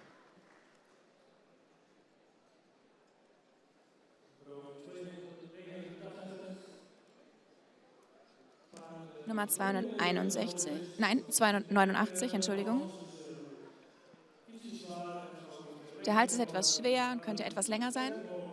Eine starke Obenlinie, gut angeschlossen. Gruppe ist lang und liegt so wie gewünscht. Das Vorderbein ist lang genug, auch in den Hinterbeinen ein anständiger Winkel. Im Schritt dürfte etwas mehr Takt angebracht werden. Im Trab auch etwas mehr im Rhythmus, aber ein starkes Hinterbein. Hat einen Verwandtschaftsgrad von 18,5. Total Exterieur 108. Total Bewegung 108. Stamm 110. Die Mutter ist eine Sternstute mit Sternnachkommen. Großmutter ist eine Stute mit Sternpräferent und einer Nachkommen Modell Sport. Außerdem 6 weitere Sternnachkommen. Dieses Pferd wird eingeladen zu den Vorreittagen.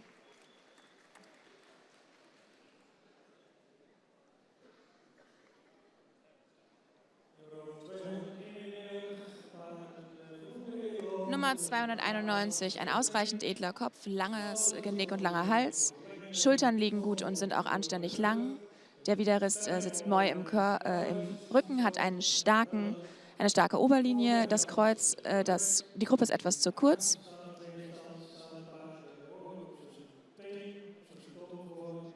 In der Hinterhand steht das Pferd sehr auf seinen Zehen. Im Schritt könnte etwas mehr Takt angebracht werden, im Trab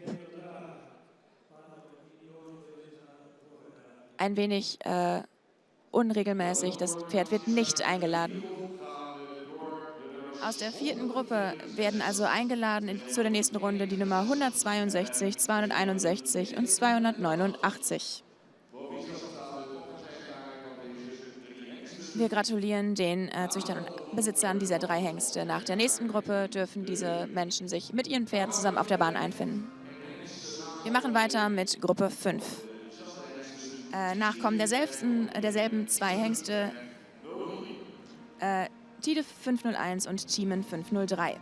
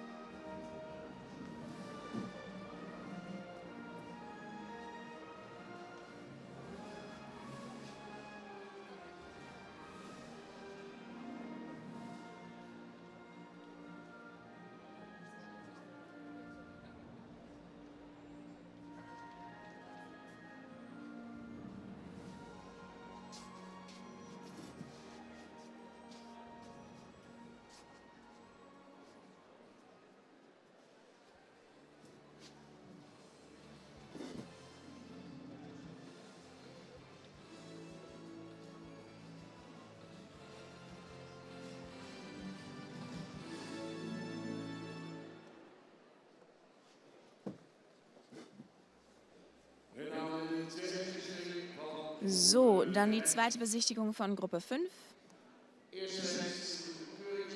Der erste Hengst, der hier auf der Bahn erscheint, ist eingeschrieben unter der Nummer 190, 190, 190. Martin S. Ein Sohn von Tide 501. Tide ist ein Triple-A-Sporthengst. Die Mutter ist Hanna Ditzke van Twechje, eine Stern-AA-Stute aus Michiel 442. Gezüchtet durch die Familie Swinkes in Geldermalsen und der Besitzer ist T. Vollmer aus Lunteren. Martin S. kommt aus einer sehr starken Mutterlinie. Nach der Stern-Großmutter wurden 7 Präferenzstuten gezüchtet. Tide 501 und Michiel 442. In der Nummer 190 Martin S.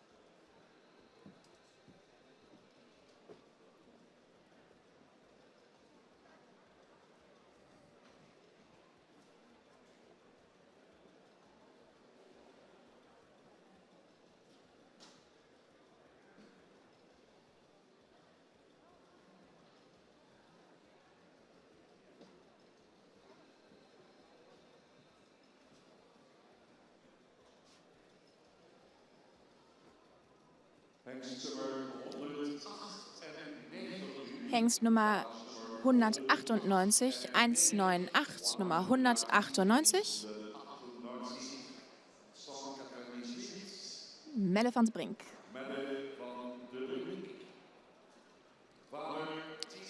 Vater ist Tide 501, Mutter Schaukje van de Brink, eine Sternstute aus Sipke 450. Züchter und Besitzer sind die Gesellschaft Noteboom Scholte in Vegeringsoord. Der bekannte Sporthengst Bart van de Brink aus Jüsse 433 kommt aus der gleichen Mutterlinie. Tide 501 und Sipke 450 vereint in der 198 Melle van de Brink.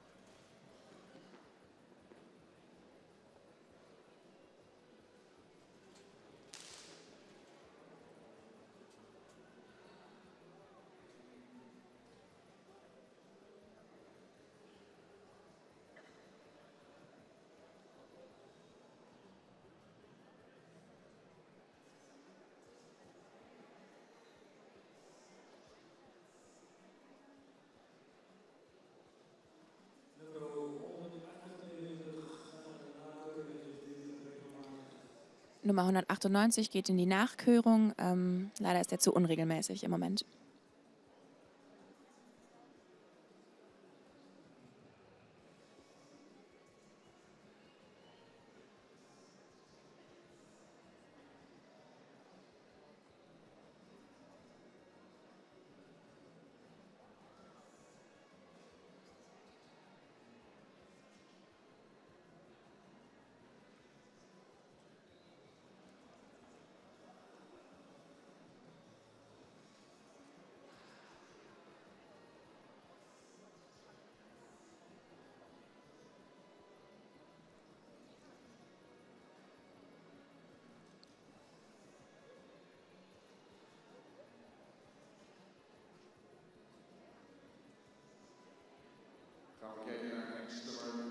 Dann sehen wir jetzt Hengst Nummer 237, 237, Nummer 237. Otje van Hackeveld, Sohn von Tide 501 und Urdina van den Hoeste-Hufe, eine Tochter von Andries 415 und eine Sternstute. Züchter und Besitzer ist der Herr H. Baumann in Wijk en Aalburg. Tide 501, Andries 415 in der Nummer 237, Otje van Hackeveld.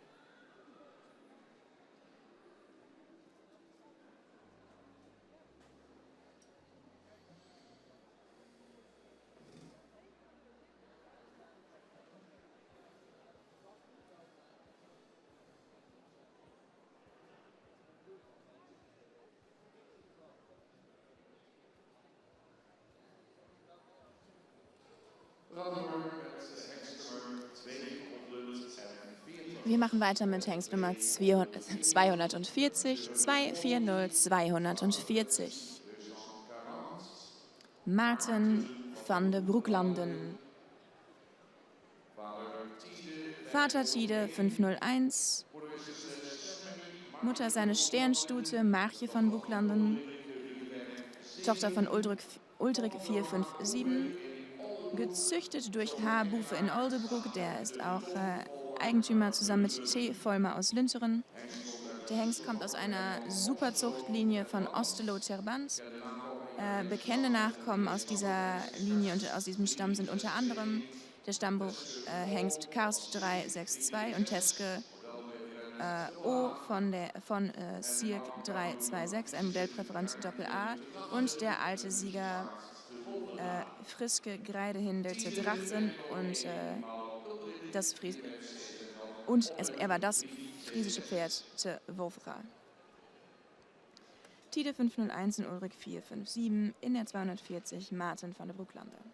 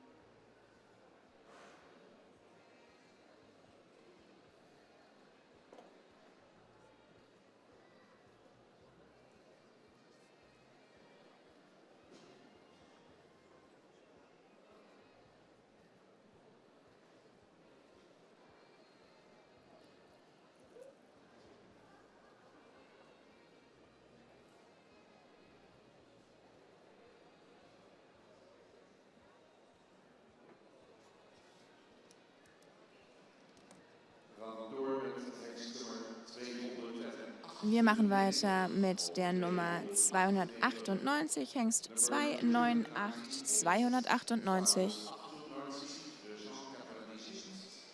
Jensen van de Terpen. Hengst aus dem Jahrgang 2019. Vater ist Thiemen 503. Mutter ist Mona Lisa van de Terpen, eine Sternstute aus Tjalbert 460. Züchter wie Eigener ist R.J. Rienstra in Wommels. Die Mutter dieses Hengstes ist eine vorläufige Kronstute. Der Halbbruder von diesem Hengst ist Dries van de Terpen, ein Stern aus Hessel 460, der bei der ABFP-Prüfung einen Score von 87,5 erhielt und in der Leistungsprüfung Reiten ein Triple-A-Score mit nach Hause nehmen konnte. Tide 503, Tjalbert 460, in der 298, Jensen van de Terpen.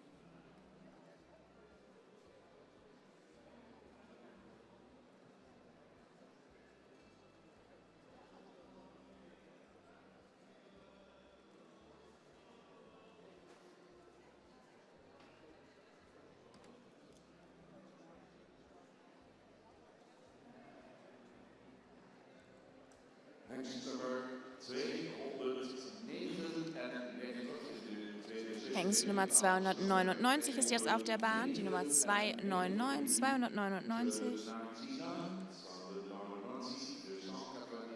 Die 299, Lasse van de Wickeschliede. Ein Hengst aus 2019, Vater ist Thiemen 503. Die Mutter Yvke van de Kempeler, eine Sternstute aus Arnold 471. Züchter und Besitzerin ist Frau Stefanie Dietrich in Meinerzhagen.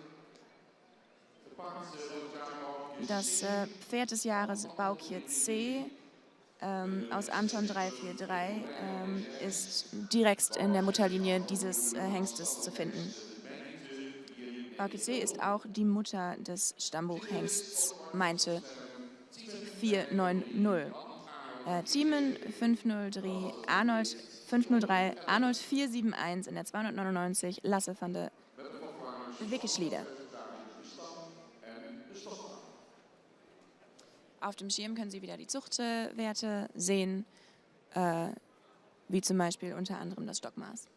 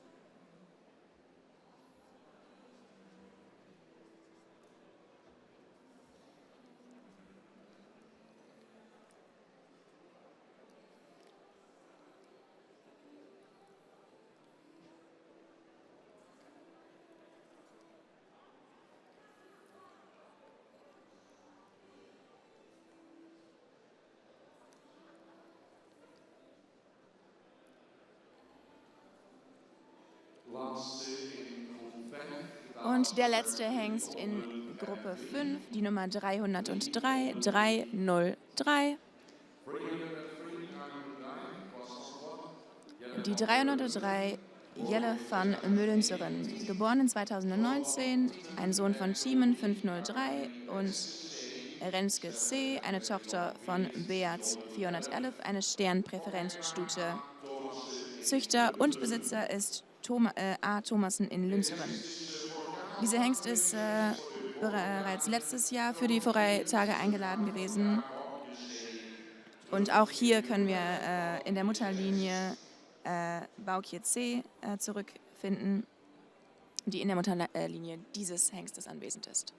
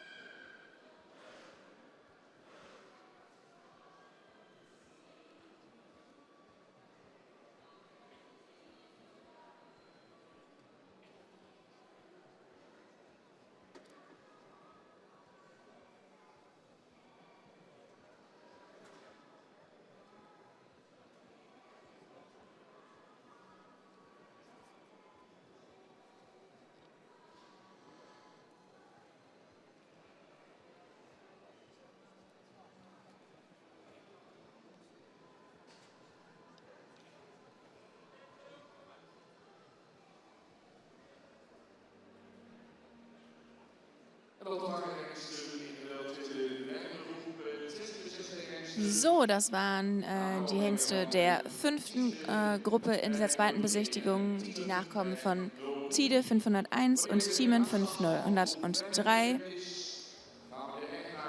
Und sobald die Resultate dieser 5. Gruppe verkündet worden sind, laden wir die Züchter und Besitzer der Hengste ein, die eingeladen werden zu den Vorreihtagen. Das ist dann Gruppe Nummer 5, die Nachkommen von Tide und Thiemen.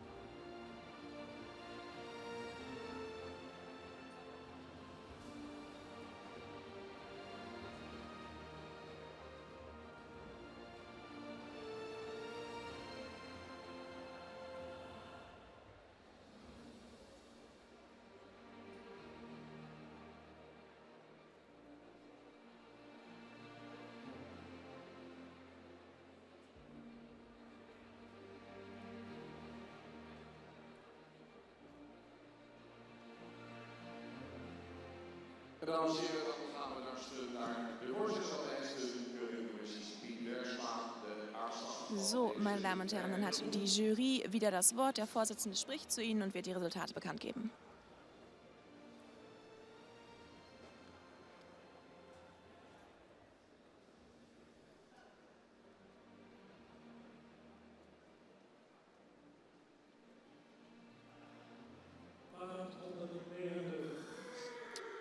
Das Pferd 190 könnte etwas edler sein im Kopf. Der Hals ist lang, ein wenig schwer in der Brust, eine starke Obenlinie. Kruppe und Vorbein sind beide lang genug. Ein gut geformtes Hinterbein. Im Schritt könnte er ein wenig luftiger sein.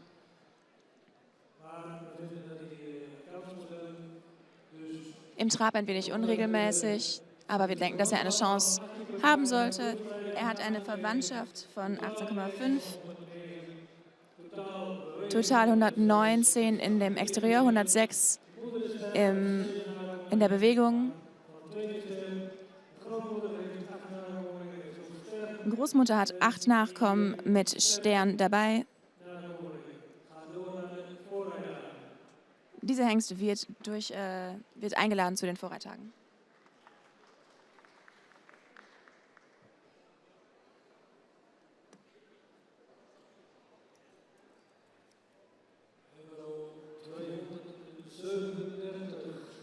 Nummer 237. Das Pferd könnte etwas edler sein im Kopf, hat einen langen Hals. Lange Schultern, ausreichend schräg. In der Gruppenlendenpartei könnte er etwas stärker sein. Die Vorderbeine stehen gut. Die Achterbeine sind etwas säbelbeinig. Das Pferd könnte im Schritt längere Schritte machen und etwas mehr im Takt laufen, im Trab ausreichend aufwärts stehend. Aber leider wird dieser Hengst nicht eingeladen zu den Vorreihtagen.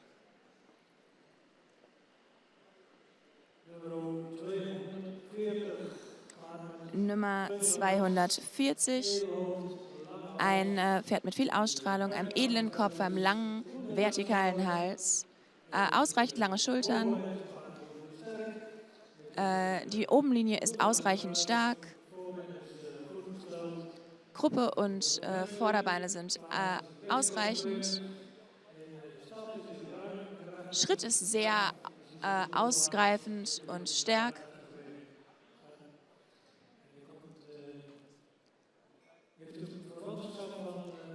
Im Trab ein gutes Hinterbein, ein Verwandtschaftsgrad von 18,4. Nein. Total für die Bewegung ist 106. Er kommt aus dem Stamm 49. Mutter ist eine Sternstute mit 3 Nachkommen. Großmutter 5 Nachkommen, war von einmal Stern, wird eingeladen zu den Vorreittagen.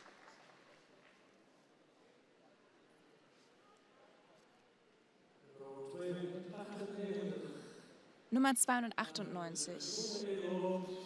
Einen ausreichend edlen Kopf, einen langen Hals.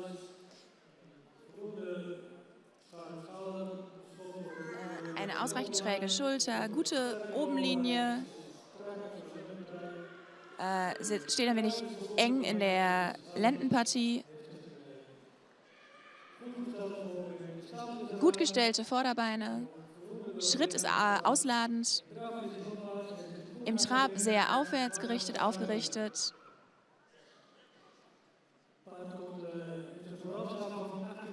Das Pferd hat einen Verwandtschaftsgrad von 18,4. Exterieur 111. Bewegung 106. Kommt aus dem Stamm 61.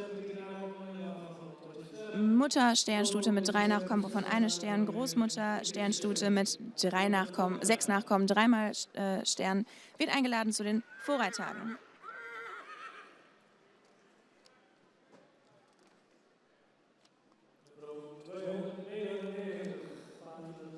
Nummer 299, ein Pferd mit einem edlen Kopf.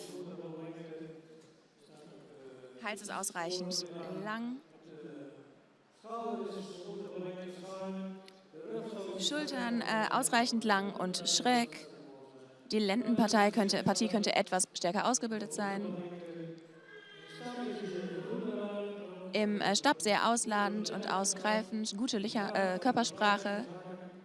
Im Trab wird er etwas weit in den Hacken. Das Pferd wird nicht für die Vorreittage eingeladen.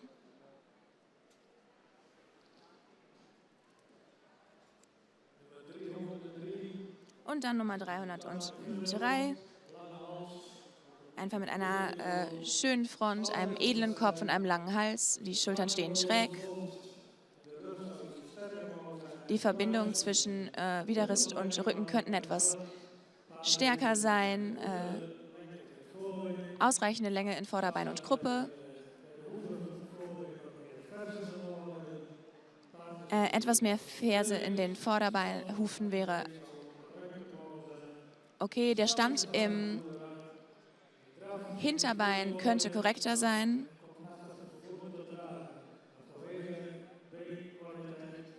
Wegen der Beinqualität wird das Pferd nicht eingeladen zu den Vorreittagen.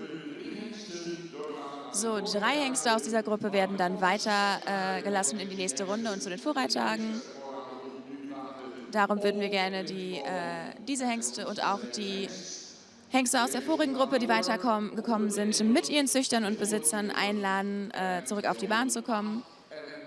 In dieser Gruppe kommen weiter die Hengste 190, 240 und 298. Herzlichen Glückwunsch. Die Züchter und Besitzer laden wir dann gerne jetzt hierher ein. Es geht um die Nummern 164, 261, 289 und 190, 240 und 298.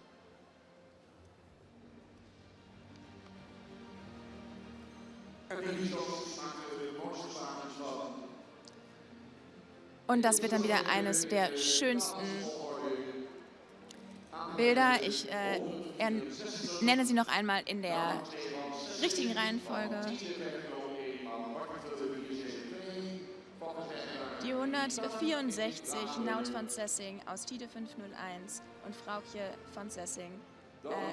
Züchter und Besitzer ist die Familie Tank aus Frachende. Dann die Nummer 190, Martin S. aus Tide 501 und Hanna Dicke von Michiel 442. Züchter ist die Familie Swinkels in Feldemaßen und Der Eigentümer ist T. Vollmer aus Lünteren. Die Nummer 240, Maarten van der Broeklanden. Aus Tide 501 und Maartje van der Broeklande von Uldrik 457. Züchter und Eigentümer H. Bufe aus Oldebroek, zusammen mit T. Vollmer aus Lünteren. Die Nummer 261, Melefanei Amerika. Aus Thiemen 503 und Xenia S. Aus Hinne 427, Züchter und Besitzer H.J. Ross aus Nijmegen. Die Nummer 289, Jisse von Bockum aus Thiemen 503 und Neestje von Bockum aus Weert 411, Züchter und Besitzer B. de Boer.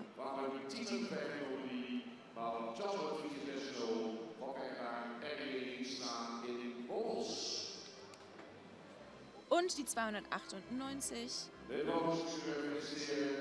Jensen von der Terpen, Thiemen 503 und Mona Lisa von der Terpen aus Tjalbert 460. Fokker und Züchter und Besitzer sind R.J. Rienstra aus Bommels.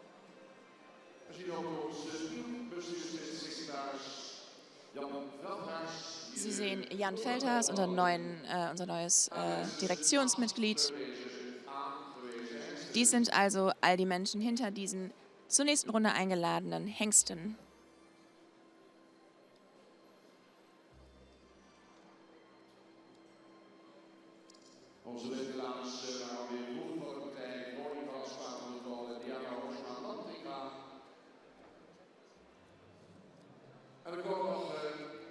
Das waren die Namen der Damen in traditioneller Tracht. Ein schöner Moment. Herzlichen Glückwunsch an Sie.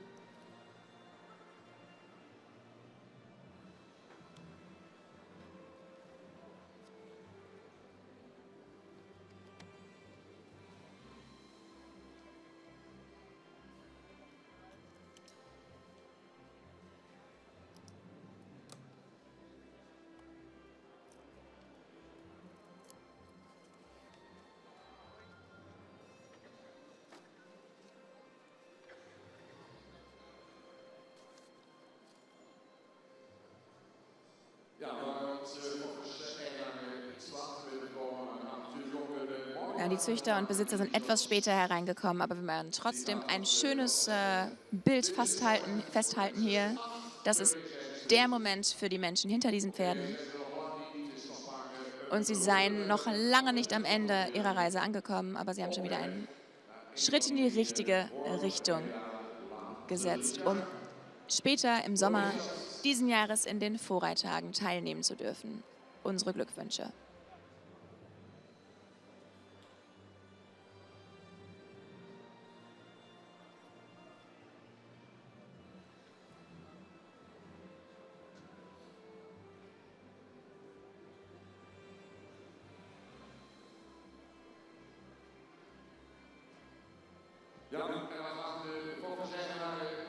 Und dann bitten wir die Züchter und Besitzer wieder ihren Platz zu nehmen. Die Pferde werden noch eine Ehrenrunde drehen. Das sind die Gruppen 4 und 5, die Nachkommen von Thiemen 503 und Tide 501, die auf den Vorreittagen zu sehen sein werden, falls die tierärztliche Untersuchung das zulässt.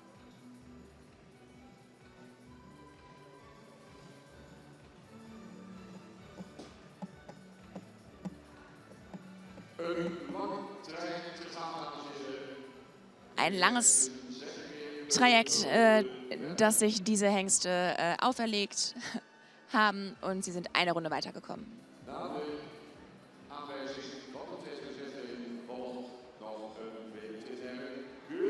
Nach dieser Einladung zu den Vorreittagen folgt noch die eben genannte tierärztliche Untersuchung. Und wir machen gleich weiter mit Gruppe 6, Nachkommen von Tide 501 und Tjere 500. aber erst eine Pause, so wie ich das Rätsel verstanden habe.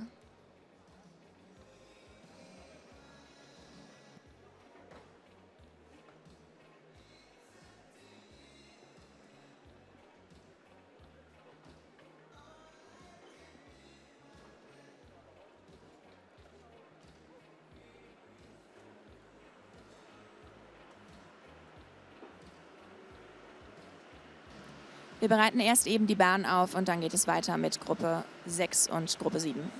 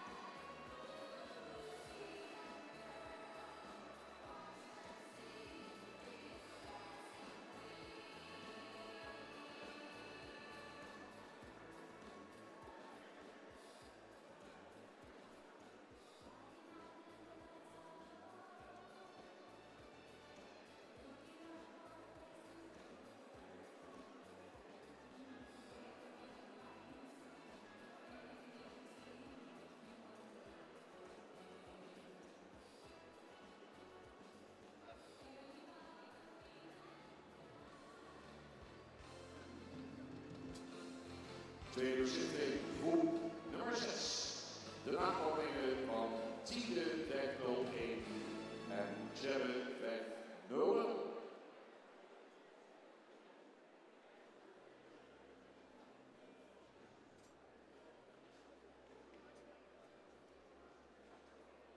Beginnen met hengstnummer 75, nummer 75, Hugo Zitzi, 75, Janto van Ilo. Janto van Ilo is geboren in 2019. De vader Tiende 501.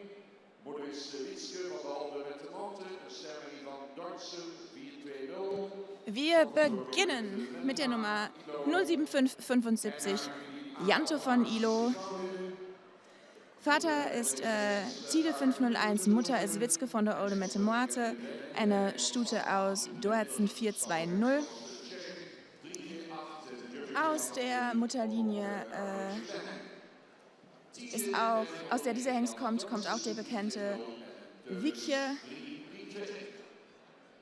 Ich fange das nochmal an. Die Mutterlinie ist ausgezeichnet zu nennen, denn der Hengst kommt aus der bekannten Weikje-Linie aus dem Stamm 38, aus dem auch die Stammbuchhengsten Zirk 328 und Djure 284 kommen. Dies ist also die Nummer 075, Janto von Ilo, Tide 501 und eine Tochter von Duatzen 420.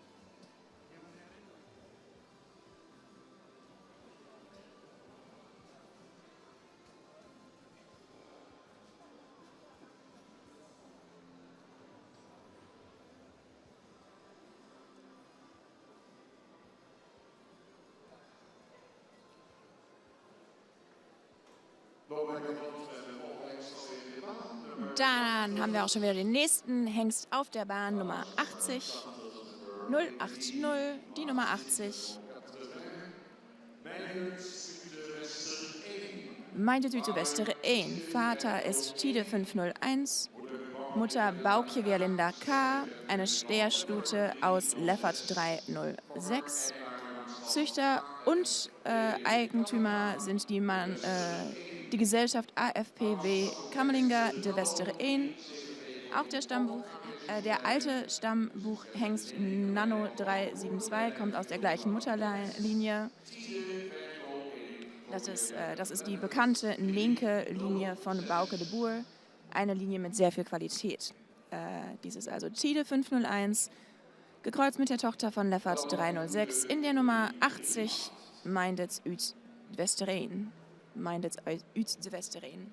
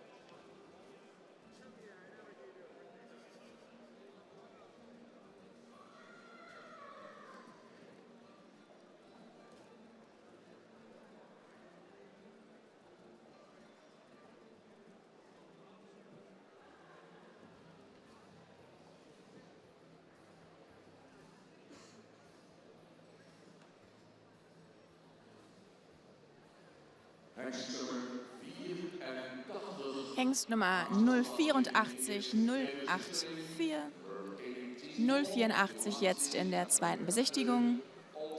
Olmar von Schuschgeschow. Vater ist Tide 501.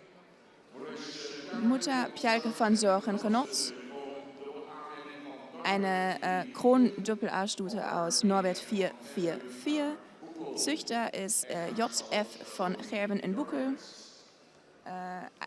Eigentümer sind der Stall Chardon in Jorwert. Diese Mutterlinie bringt seit Jahren gute Körungsstuten hervor. Tide 501 und die Tochter von Norbert 444 in der 084 Olmar von Schuschgeschow.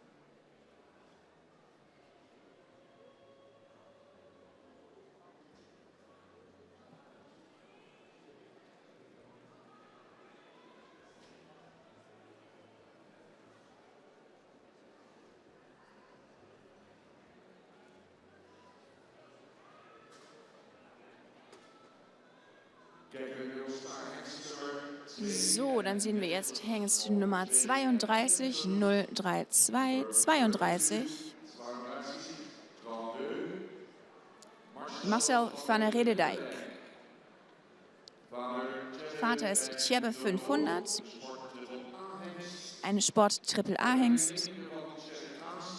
Mutter ist Minke van Tjergaas, eine Stern-Doppel-A-Stute von Wietze 462. Züchter sowie Eigentümer ist Frau A. Dolphin-Lettinger aus Hartwels. Die Großmutter dieses Hengstes, Elke van Tjergaas, ist eine Präferenzstute aus Ülke 338 und hat hervorragend gezüchtet. Diese Stute hat unter anderem die Stammburg-Hengsten Wald 487 und die Kronsport AA-Stute van Wietze 462 geboren.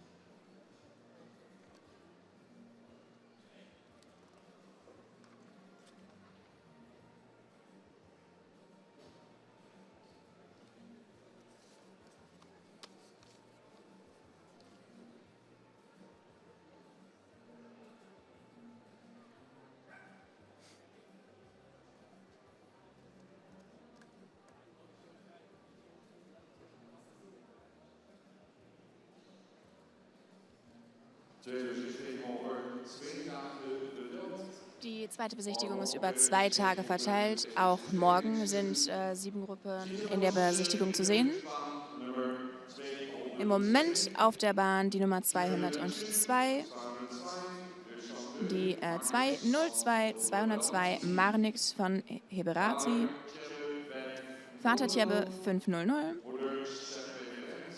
Mutter Sternpräferent Richt von Lütke Planium, eine Tochter von Rindet 406. Züchter sowie Eigentümer ist B. Feldhausen aus Pütten. Der Stammbuchhengst Tön 505 ist ein Halbbruder dieses Hengstes. In der Mutterlinie großartig aufgestellt. Die von Lütke Penium-Linie von Nanne Ussinger hat unter anderem den Präferenten Beat 411 fortgebracht. Wir sehen also die Nummer 202, Marnix von Hilberalti, aus Tjebbe 500 und der Tochter von Rindert 406.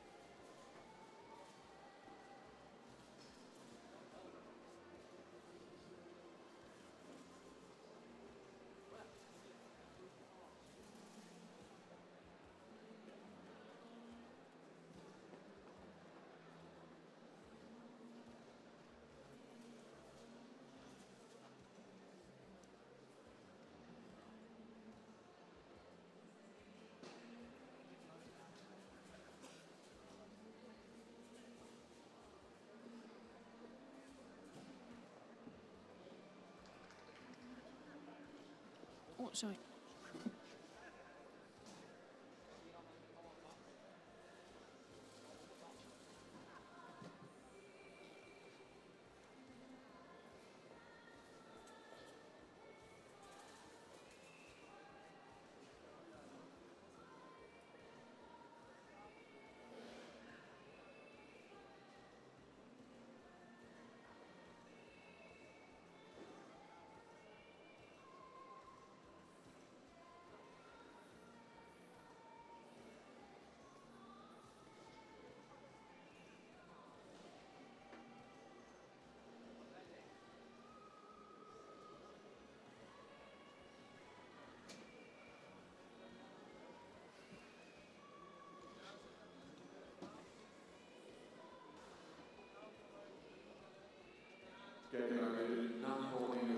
Wir sehen die Nachkommen von Tide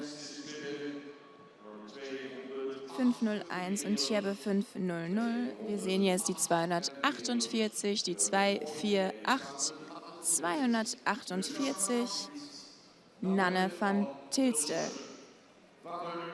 Vater ist Tjebbe 500, Mutter Wieke van der Olde met Lemoite, Das ist eine Stärstute von Hessel 480.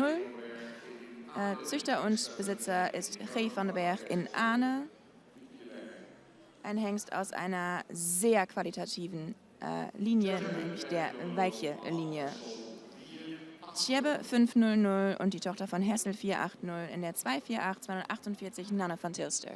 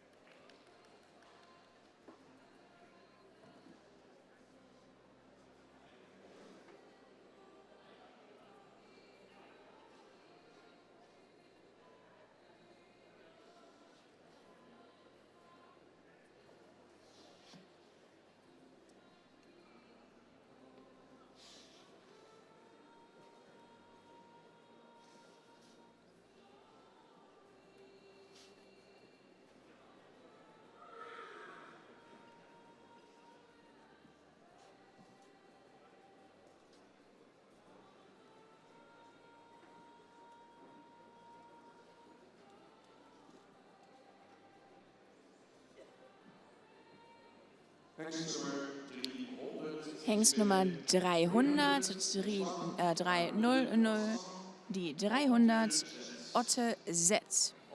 Otte Z. Auch ein Sohn von Tjebbe 500. Aus der Sportpräferent Kronstute Anna Maike Z, eine Tochter von Doetzen 420. Züchter ist A.H. van der See in Oudewouden und Besitzer ist Jos van den Broek aus Horsen.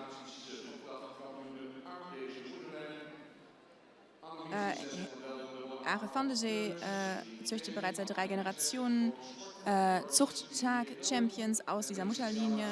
Und Anne Miese Z ist ein Modell AA, Tochter von Tönes 332. Anne Maike, Kronstute Sport, eine Tochter von Dualitzen 420. Und auch Rix Lerner, Kronstute Doppel-A von Reinder 452, wurden alle drei mit 3 Jahren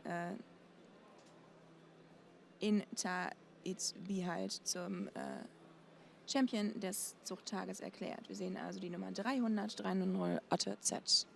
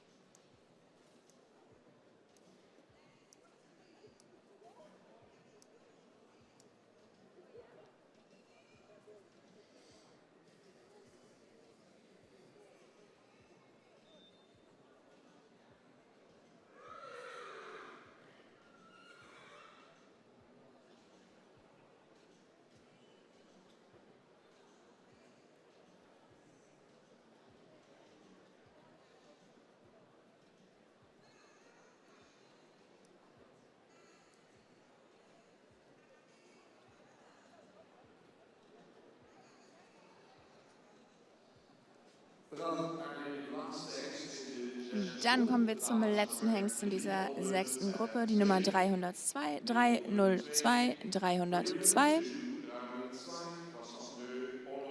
Olof van Over den Graaf. Vater ist Tjebbe 500, Mutter Wopje von Ophedengraaf. Eine Sternstute aus Hessel 480. Züchter ist Peter Hanen-Beest. Besitzer ist Jos von den Broek in Horsen. Der Hengst kommt aus einer relativ unverwandten Mutterlinie von Valentinus Heumans aus Kerkdriel.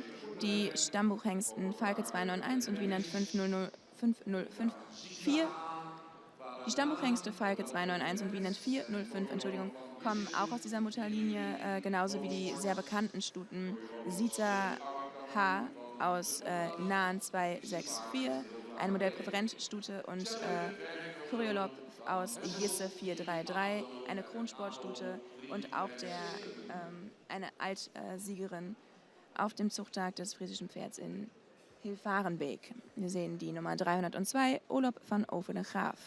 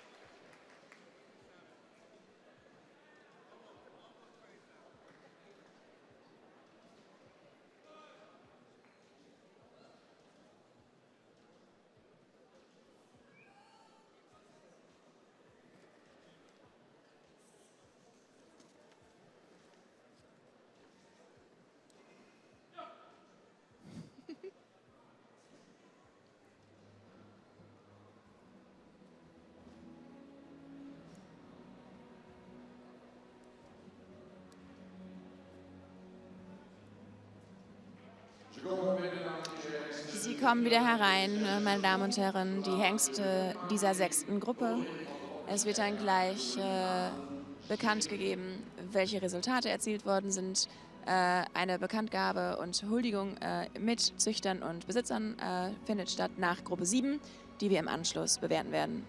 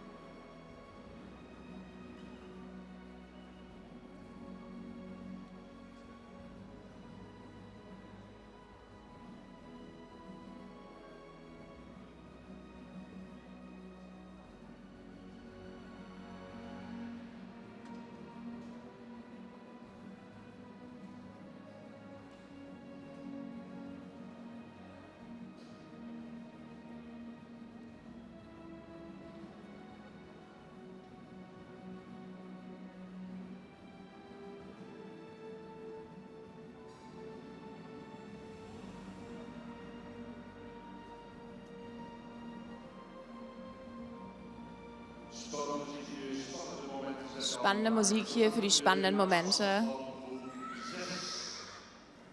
Und dann werden wir gleich die Resultate der Gruppe 6 in Erfahrung bringen.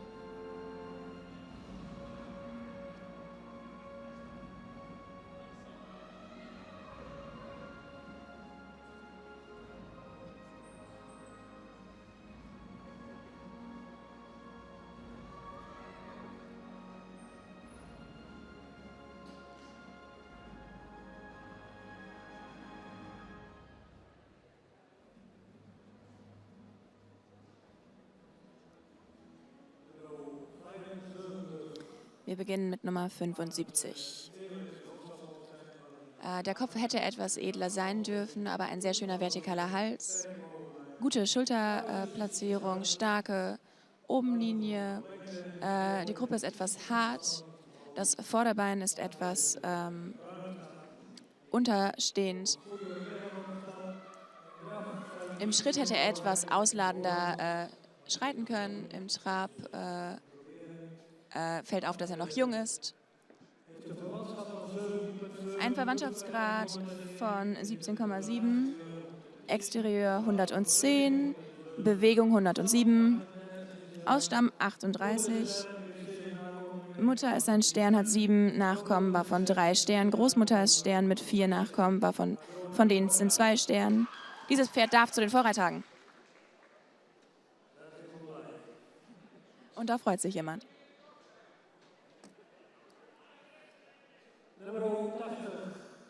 Nummer 80. Ein edler Kopf, ein vertikaler Hals, gute Schultern. Die Gruppe dürfte etwas länger sein. Das Pferd ist etwas abwärts gebaut.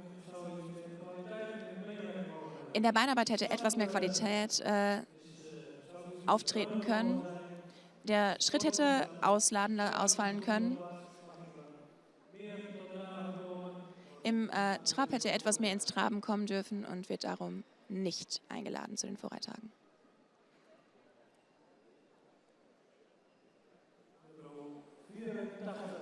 Nummer 84. Ein edlerer Kopf wäre möglich gewesen. Auch ein längeres Genick wäre schön gewesen. Ein vertikaler Hals, ausreichende Schultern. Gruppe ist lang, ein wenig steil. Auch dieses Pferd ist etwas bergabwärts gebaut. Ein ausladender Schritt. Im Trab ist dieses Pferd sehr aufwärts gerichtet. Der Verwandtschaftsgrad ist 18,55, Exterieur 112, Bewegung 108, kommt aus dem Stamm 50. Mutter ist eine Kron-AA-Stute, 2 Nachkommen sind Ster. Die Großmutter hat 8 Nachkommen, einmal Krone, einmal Sterne. Vorreitage sehen wir diesen Hengst wieder.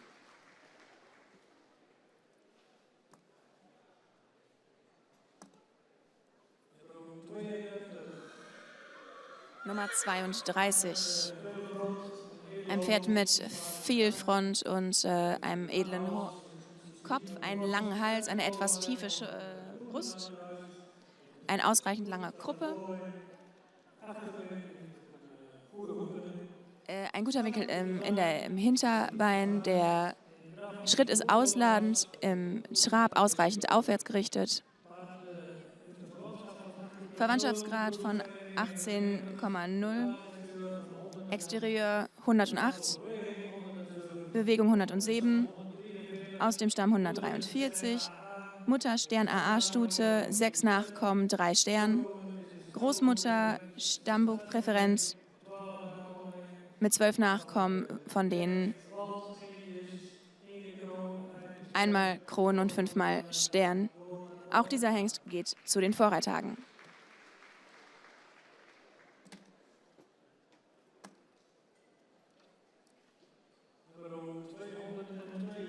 Nummer 202. Ein Pferd mit einem edlen Kopf, einem langen Hals, sehr vertikal, ausreichend Genick, Schultern nicht zu schräg, starke Obenlinie, eventuell etwas mehr Vorderbein. Im Schritt ausreichend ausschreitend, ausfallend. Das Tempo hätte etwas korrekter sein können. Im Trab sehr aufgerichtet. Eine starke Hinterhand. Eine Verwandtschaft von 18.2. Exterieur 109. Bewegung 107. Aus dem Stamm 50. Mutter Sterpräferentin mit 12 Nachkommen, von denen 6 Sternstuten, Großmutter Prestazi-Stute mit einem Sternpräferenten in der Nachkommenschaft und 6 Sternstuten. Auch diesen Hengst sehen wir bei den Vorreittagen.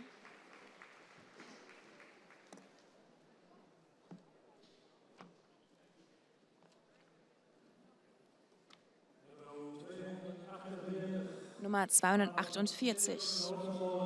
Hätte etwas edler im Kopf sein können. Ein langer Hals, sehr vertikal platziert, lange Schultern, sehr schräg. Eine starke Obenlinie. Die Gruppe ist ein wenig eng, das Pferd ist auch etwas abwärts gebaut. Im Schritt ausreichend ausschreitend. Im Trab auch sehr ausfallend ausschreitend und ausreichend abwärts. Nummer 248 hat eine Verwandtschaft von 18,2, 110 Exterieur, 108 in der Bewegung, kommt aus dem Stamm 38. Mutter ist Sternstute mit 3 Nachkommen, einer ist auch mit Stern ausgezeichnet worden, Großmutter Modell AAA Stute mit 3 Stern Nachkommen. Auch dieser Hengst geht in die Vorreittage.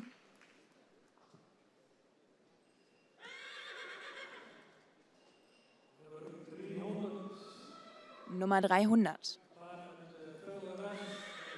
Ein Pferd mit viel Rassausstrahlung, einem edlen Kopf, einem langen Hals, sehr vertikal platziert, ausreichend Genick, schräge Schultern und eine starke Obenlinie. Könnte etwas mehr Länge in den Vorderbeinen vertragen, eine gute Hinterhand, gut durch den ganzen Körper im Schritt, aufwärts gerichtet im Trab und die Hinterhand wurde anständig unter dem Körper platziert. Ein Verwandtschaftsgrad von 17,6, Exterieur 111, Bewegung 107, aus dem Stamm 214. Mutter ist eine Kronsportstute mit 8 Nachkommen, einmal Kronstute, 3-mal Stern. Die Großmutter ist eine AA-Stute, 10 Nachkommen. Und auch dieser Hengst geht in die Vorreittage.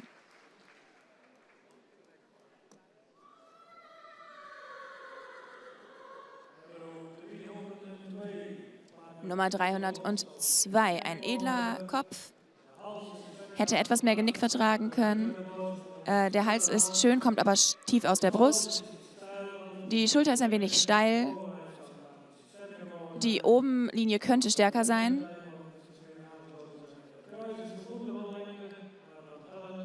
Die Gruppe ist ausreichend lang, aber ein wenig hart. Das Pferd ist nicht ganz qualitativ in den Vorderbeinen. Der Schritt hätte besser in den Takt fallen können. Im Trab aufrecht, aber leider nicht perfekt. Und dieses Pferd kommt nicht mit zu den Vorreittagen. Die folgenden Nummern sind aus Gruppe 6 eingeladen zu den Vorreittagen. Nummer 75, Nummer 84, Nummer 32, Nummer 202, Nummer 248 und Nummer 300.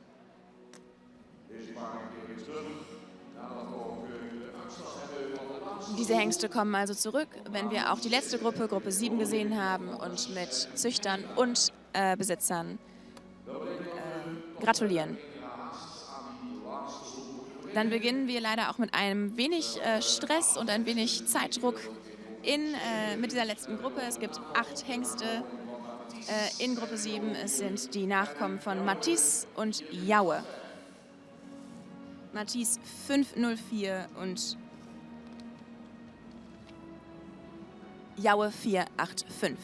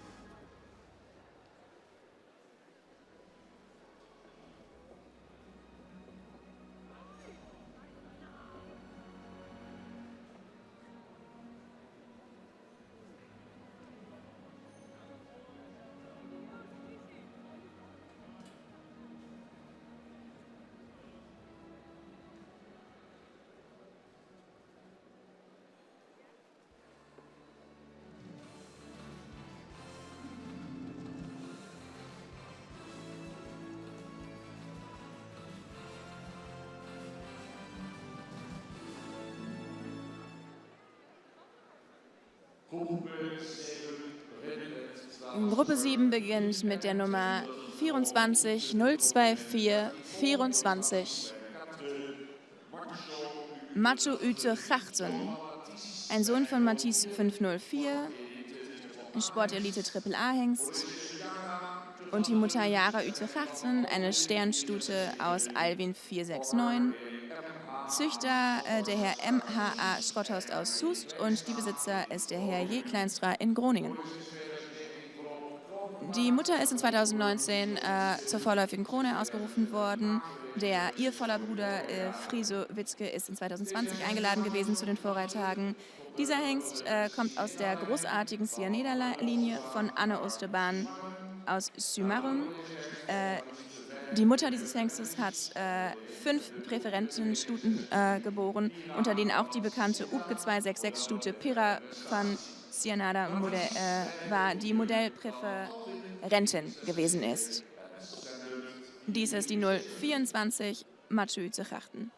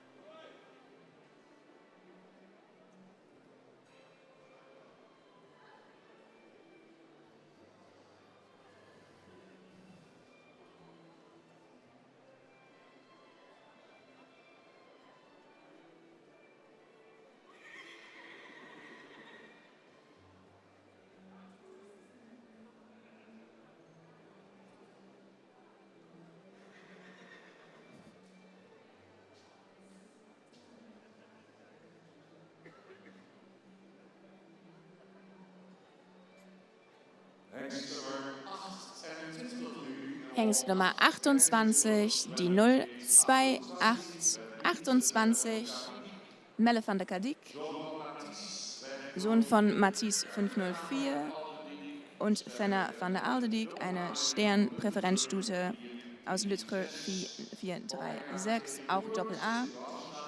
Züchter und Eigentümer sind Tedeboer in Sint-Johannesra. Der Halbbruder Dude van Kleitschkramp aus Albin 469 ist in 2020 eingeladen gewesen zu den Vorreittagen. Die 028 Melle van der Kadik.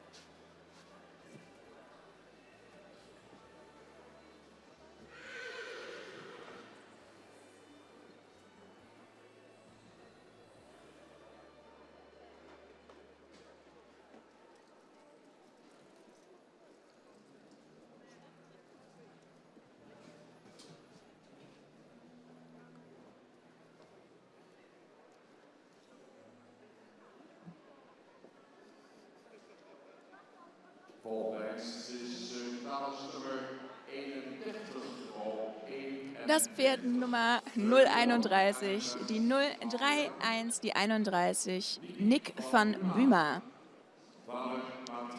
Vater ist Matisse 504, Mutter Wietke Maria H., eine Sternstute aus Onne 376, Züchter und Besitzerin A. Bümer in Oostersee.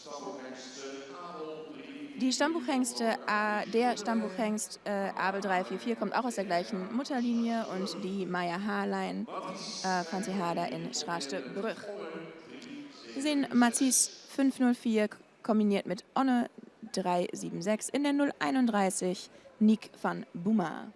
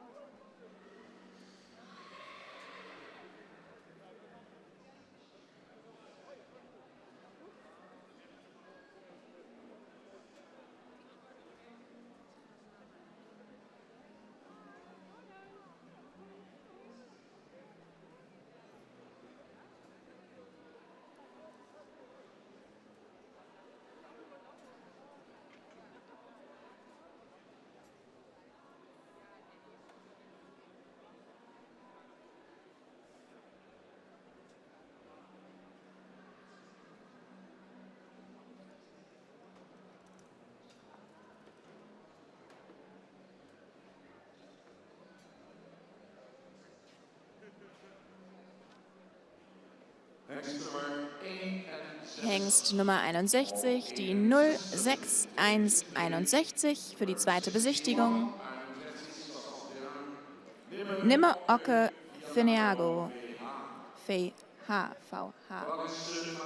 Vater ist Matthias 504, Mutter Oke Fianago VH, eine Sternstute aus Jorn 430, gezüchtet von AJTH von Hall in Gendringen. Und die Brüder von Mahnen in Ede und A. Thomassen aus Lünderen sind die Besitzer dieses Tieres.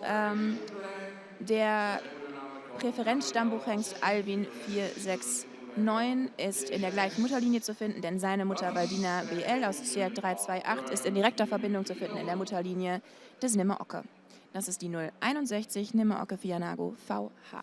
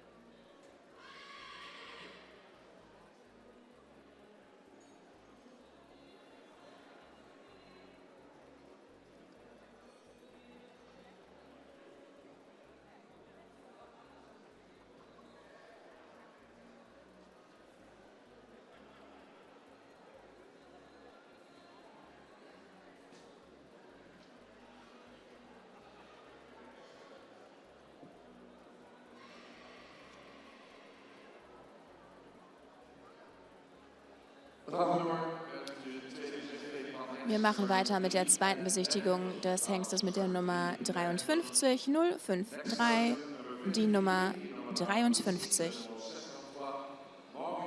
Mauritz VDM, ein Sohn von Jaue 485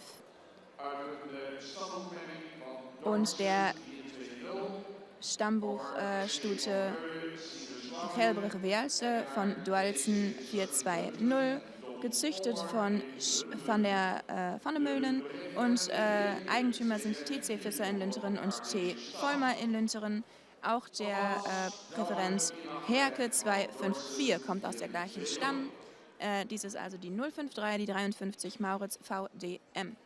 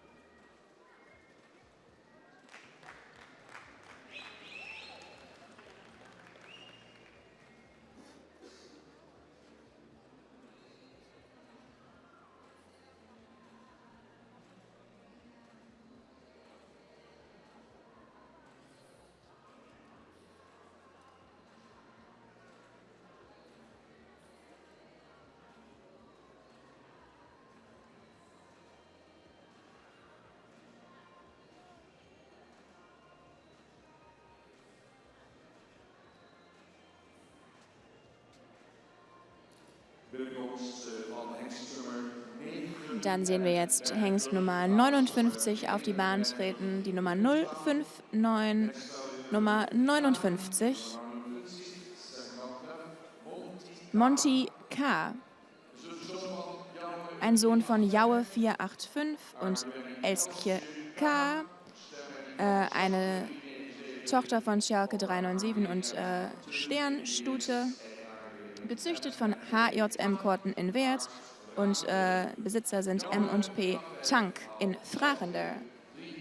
Jaue 485 und Schalke 397 in der 59 Montica. Und danach haben wir noch 3 Hengste. Dann gibt es die Resultate und danach bitten wir alle Hengste, Züchter und Eigentümer, die auf die Vorreittage eingeladen worden sind, zu uns auf die Bahn für die Gratulationen. Und meine Damen und Herren, nach dieser Gratulation der Besitzer und Züchter würden wir gerne die gesamte Halle räumen, um sie für die Frisian Proms vorzubereiten. Darum bitten wir Sie jetzt schon mal, den Saal komplett zu verlassen, sobald die Gratulation der Gruppen 6 und 7 hinter uns liegen. Vielen Dank.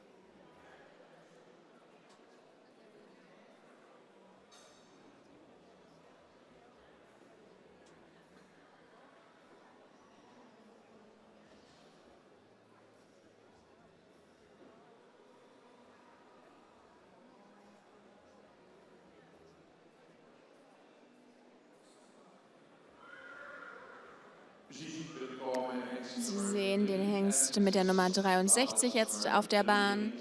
Die Nummer 06363, Melle van het Swantje.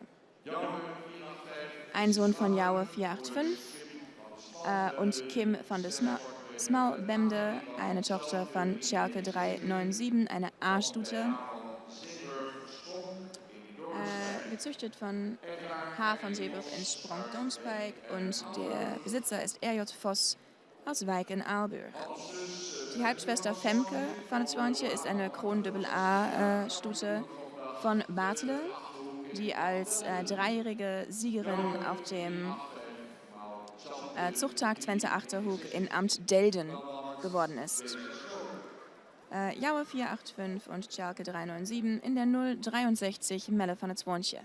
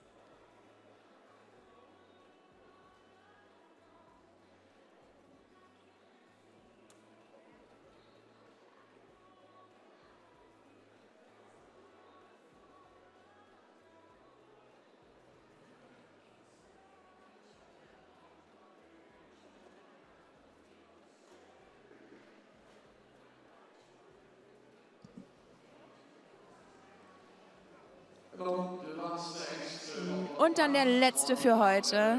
Morgen geht es weiter mit der zweiten Besichtigung der anderen Gruppen. Aber hier der letzte für heute, die 121 121 Milian R. Sohn von Jaue 485 und Leni van Oostenburg. Eine Tochter von Deutzen 420, eine Stern-Präferenzstute, Züchter und Besitzerin des Erdejong in Oude Home.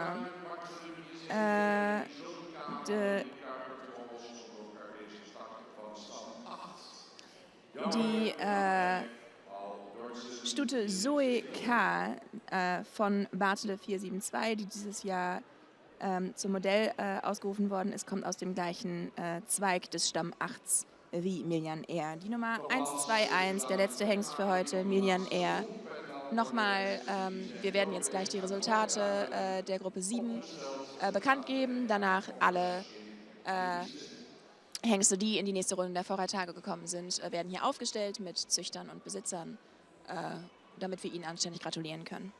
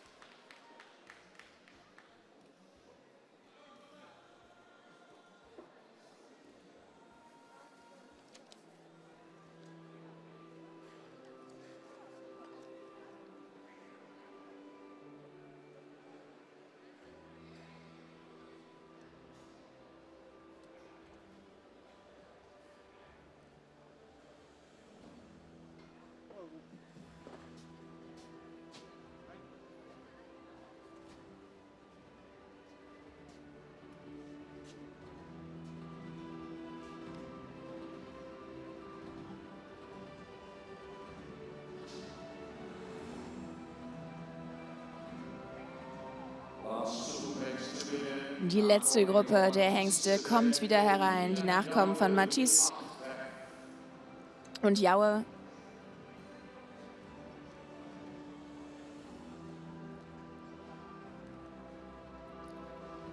Matisse 504 und Jaue 485.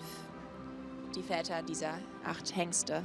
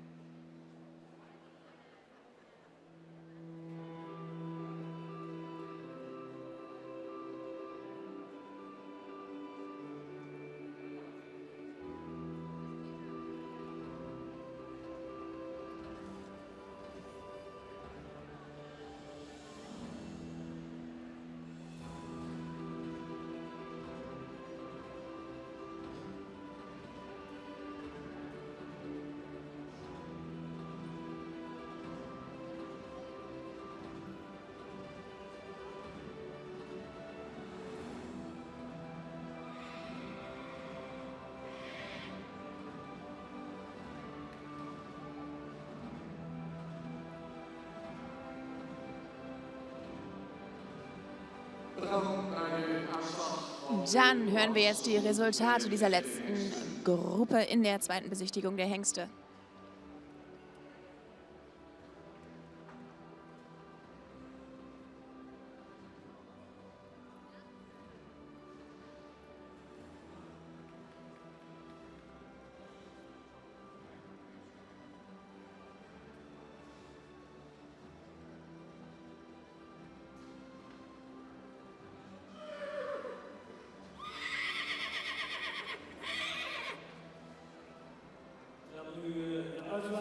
So, dann jetzt die Resultate der letzten Gruppe.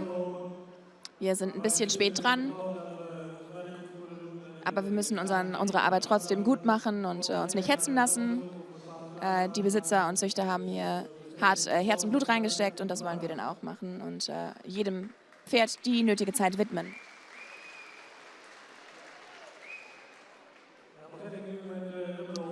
Dann beginne ich mit der Nummer 24. Ein Pferd mit langem Hals und edlem Kopf, starke Obenlinie,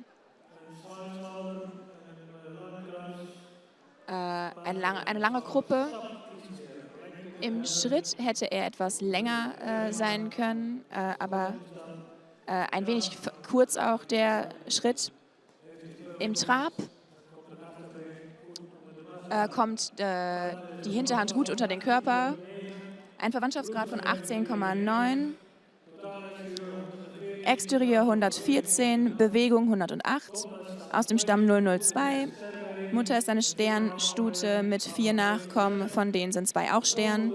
Die Großmutter ist eine Kronsportpräferent mit 8 Nachkommen, 4 davon Stern. Wird eingeladen für die Vorreittage.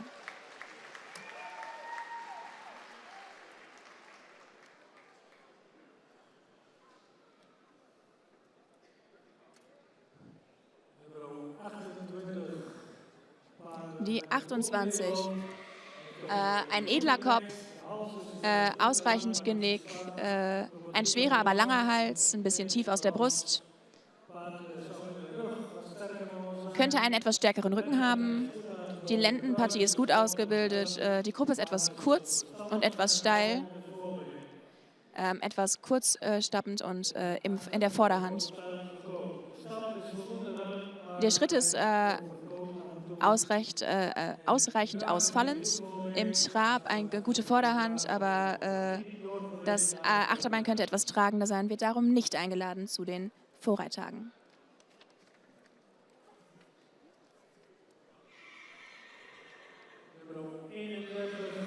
Nummer 31.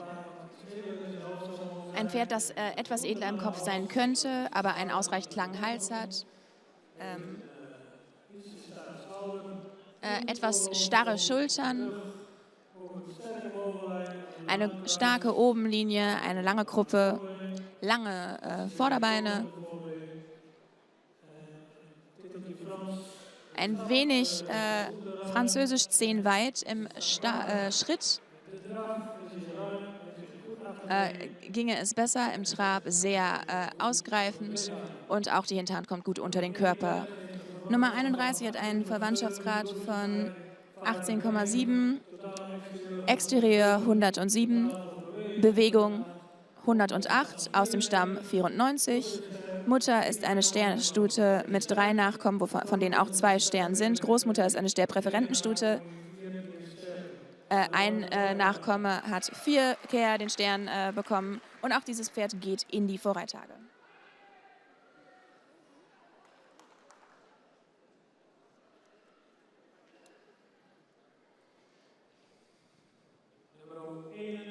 Die Nummer 61. Ein Pferd mit viel Front, einem ausreichend edlen Kopf, ein langer Hals, der gut platziert ist,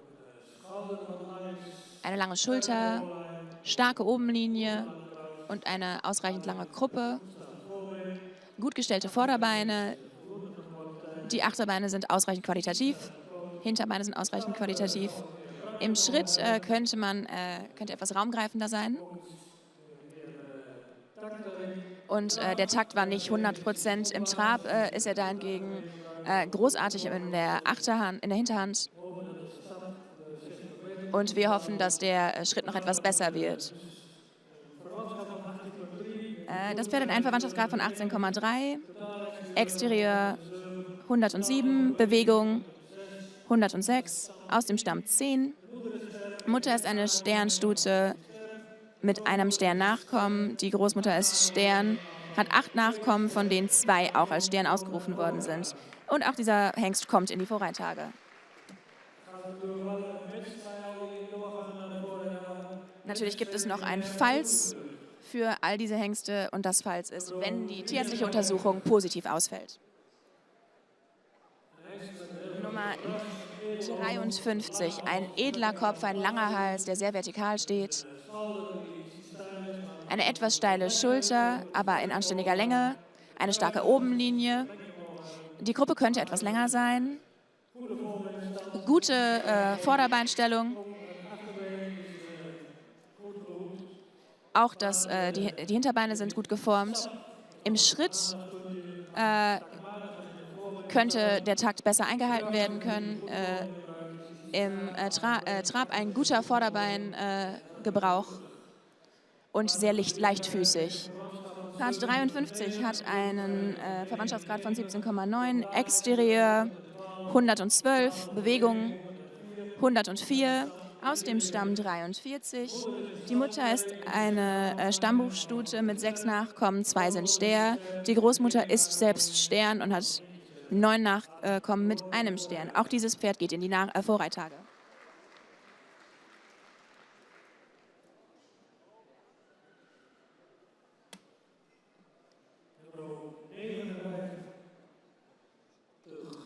Nummer 59.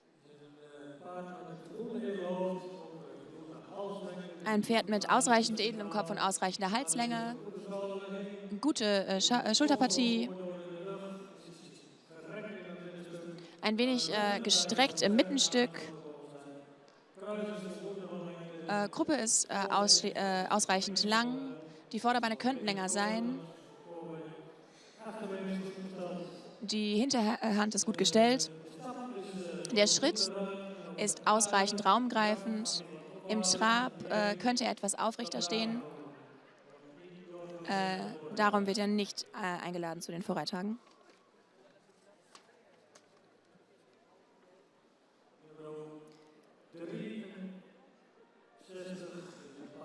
Nummer 63, ein Pferd mit viel Front, ein langer Hals, gute Schulterhaltung, fließt gut in den Rücken, ein etwas gestrecktes Mittenstück,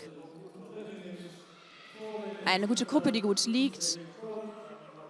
Eventuell sind die Vorderbeine ein wenig zu kurz. Gute Hinterbeine. Im Schritt könnte etwas raumgreifender sein. Der Gebrauch des Vorderbeins ist hier ein Verbesserungspunkt. Im Trab ist der Schwebmoment gut und ist auch das Vorderbein gut. Verwandtschaftsgrad 17,9, 110 Exterieur, 103 in der Bewegung, aus dem Stamm 24.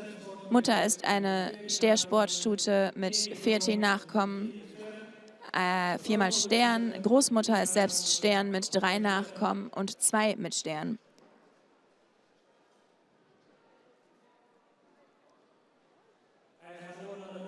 Auch dieses Pferd geht in die Vorreittage.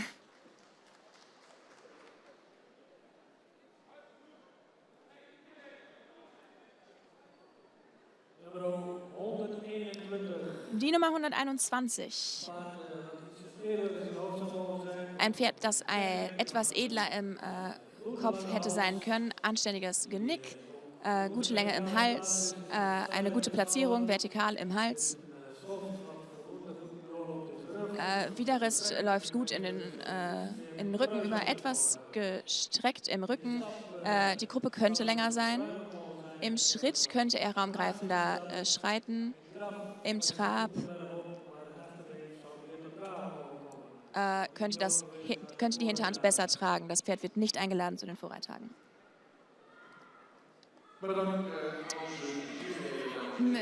Vielen Dank an unsere Jury, meine Damen und Herren. Das waren die Resultate der letzten Gruppe. Die Nummern 24, 31, 61, 53 und 63 sind eingeladen worden zu den Vorreitagen. Die Hengste der Gruppe 6 werden sich jetzt dazugesellen. Das sind die 75, 84, 32, 202, 248 und 300. Wir bitten dann auch Züchter und Besitzer mit auf die Bahn, um die Pferde aufzustellen.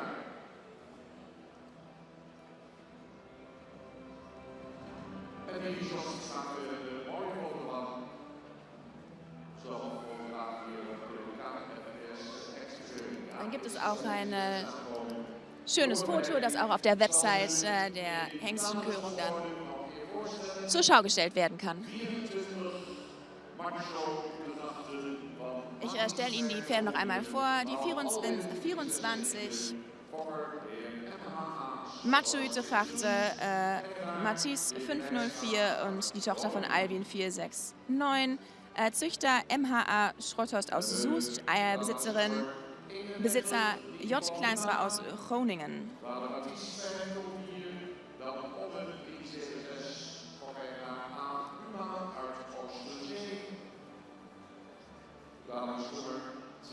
Dann haben wir die 28 Melle van der Kadik aus Matisse 504 und der Tochter von Lutra 436. Besitzer und Züchter ist T. de Boer aus Sint-Johannesra. Die Nummer 32, Marcel van der Riddedijk aus Tjebbe 500 und der Tochter von Wietze 462. Züchterin und Besitzerin Frau A. Dolphin-Lettinger in Hartsweert.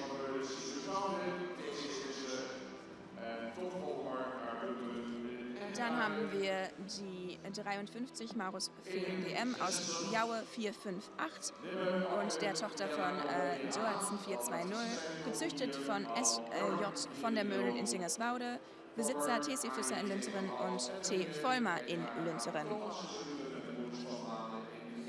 Die Nummer 61, Nimmer Fianago aus Matisse 504 und der Tochter von Johann 430, gezüchtet durch AJT von Hall in Rendringen und die Besitzer sind Gebrüder von Mahnen in Ede und A. Thomassen in Lünteren. Die 63 Melle von het Zwoontje aus Jaue 485.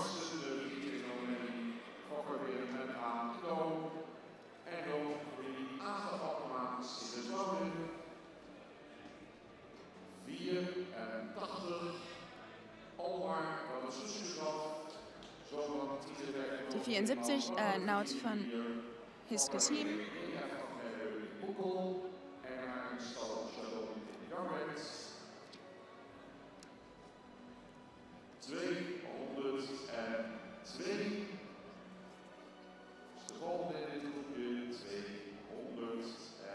Die Nummer 84, Eumer von Sussow aus Tide 501 und der Tochter von Norbert 444, Züchter JR von Gerven in Bukel und die Besitzer sind der Stall Chadron in Jovert. Die Nummer 202, Marenix von Heberati aus Tierbe 500 und der Tochter von Rindert 406, gezüchtet und besessen durch Feldhausen-Pütten. Die Nummer 248, Nanne van Stilster aus Tjerbe 500 und der Tochter von Hesse 480, Züchter und Besitzer G. Vandenberg in Ahne. Die Nummer 300, Otto Z aus Tjerbe 500 und der Tochter von Deutzen 420, gezüchtet von AH van der See in Oudewoude und der Besitzer ist Jos van den Broek Horsen. Es wird durchgegeben, dass im Parkfahrt 10 ein Auto im Wege steht.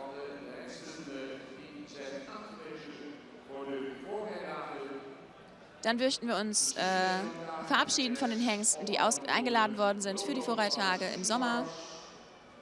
Wir bedanken uns bei der Jury. Wir sehen unseren Vizevorsitzenden im Ring mit den Mitgliedern der Jury. Auch unser Schatzmeister ist anwesend. Vielen Dank für Ihre Geduld. Es ist ein wenig später geworden, meine Damen und Herren, als wir geplant hatten. Aber genau aus diesem Grunde bitten wir Sie, so schnell wie möglich die Halle zu verlassen. Das gilt für die Loge und das gilt für die Tribüne. Wir müssen die Halle vorbereiten für die Frisian Proms heute Abend und bitten Sie darum, die Halle zu verlassen. Vielen Dank. Heute Abend beginnen dann die Frisian Proms. Endlich geht es wieder. Vielen Dank namens des KFPS. Wir bitten Sie nochmal, Sie können nicht sitzen bleiben. Sie müssen leider eben die Halle verlassen. Wir müssen Sie vorbereiten, müssen aufräumen, sauber machen, all solche Sachen. Und dann können Sie später für die Frisian Proms zurückkehren. Bitte bleiben Sie nicht sitzen, sondern verlassen Sie die Halle. Vielen Dank.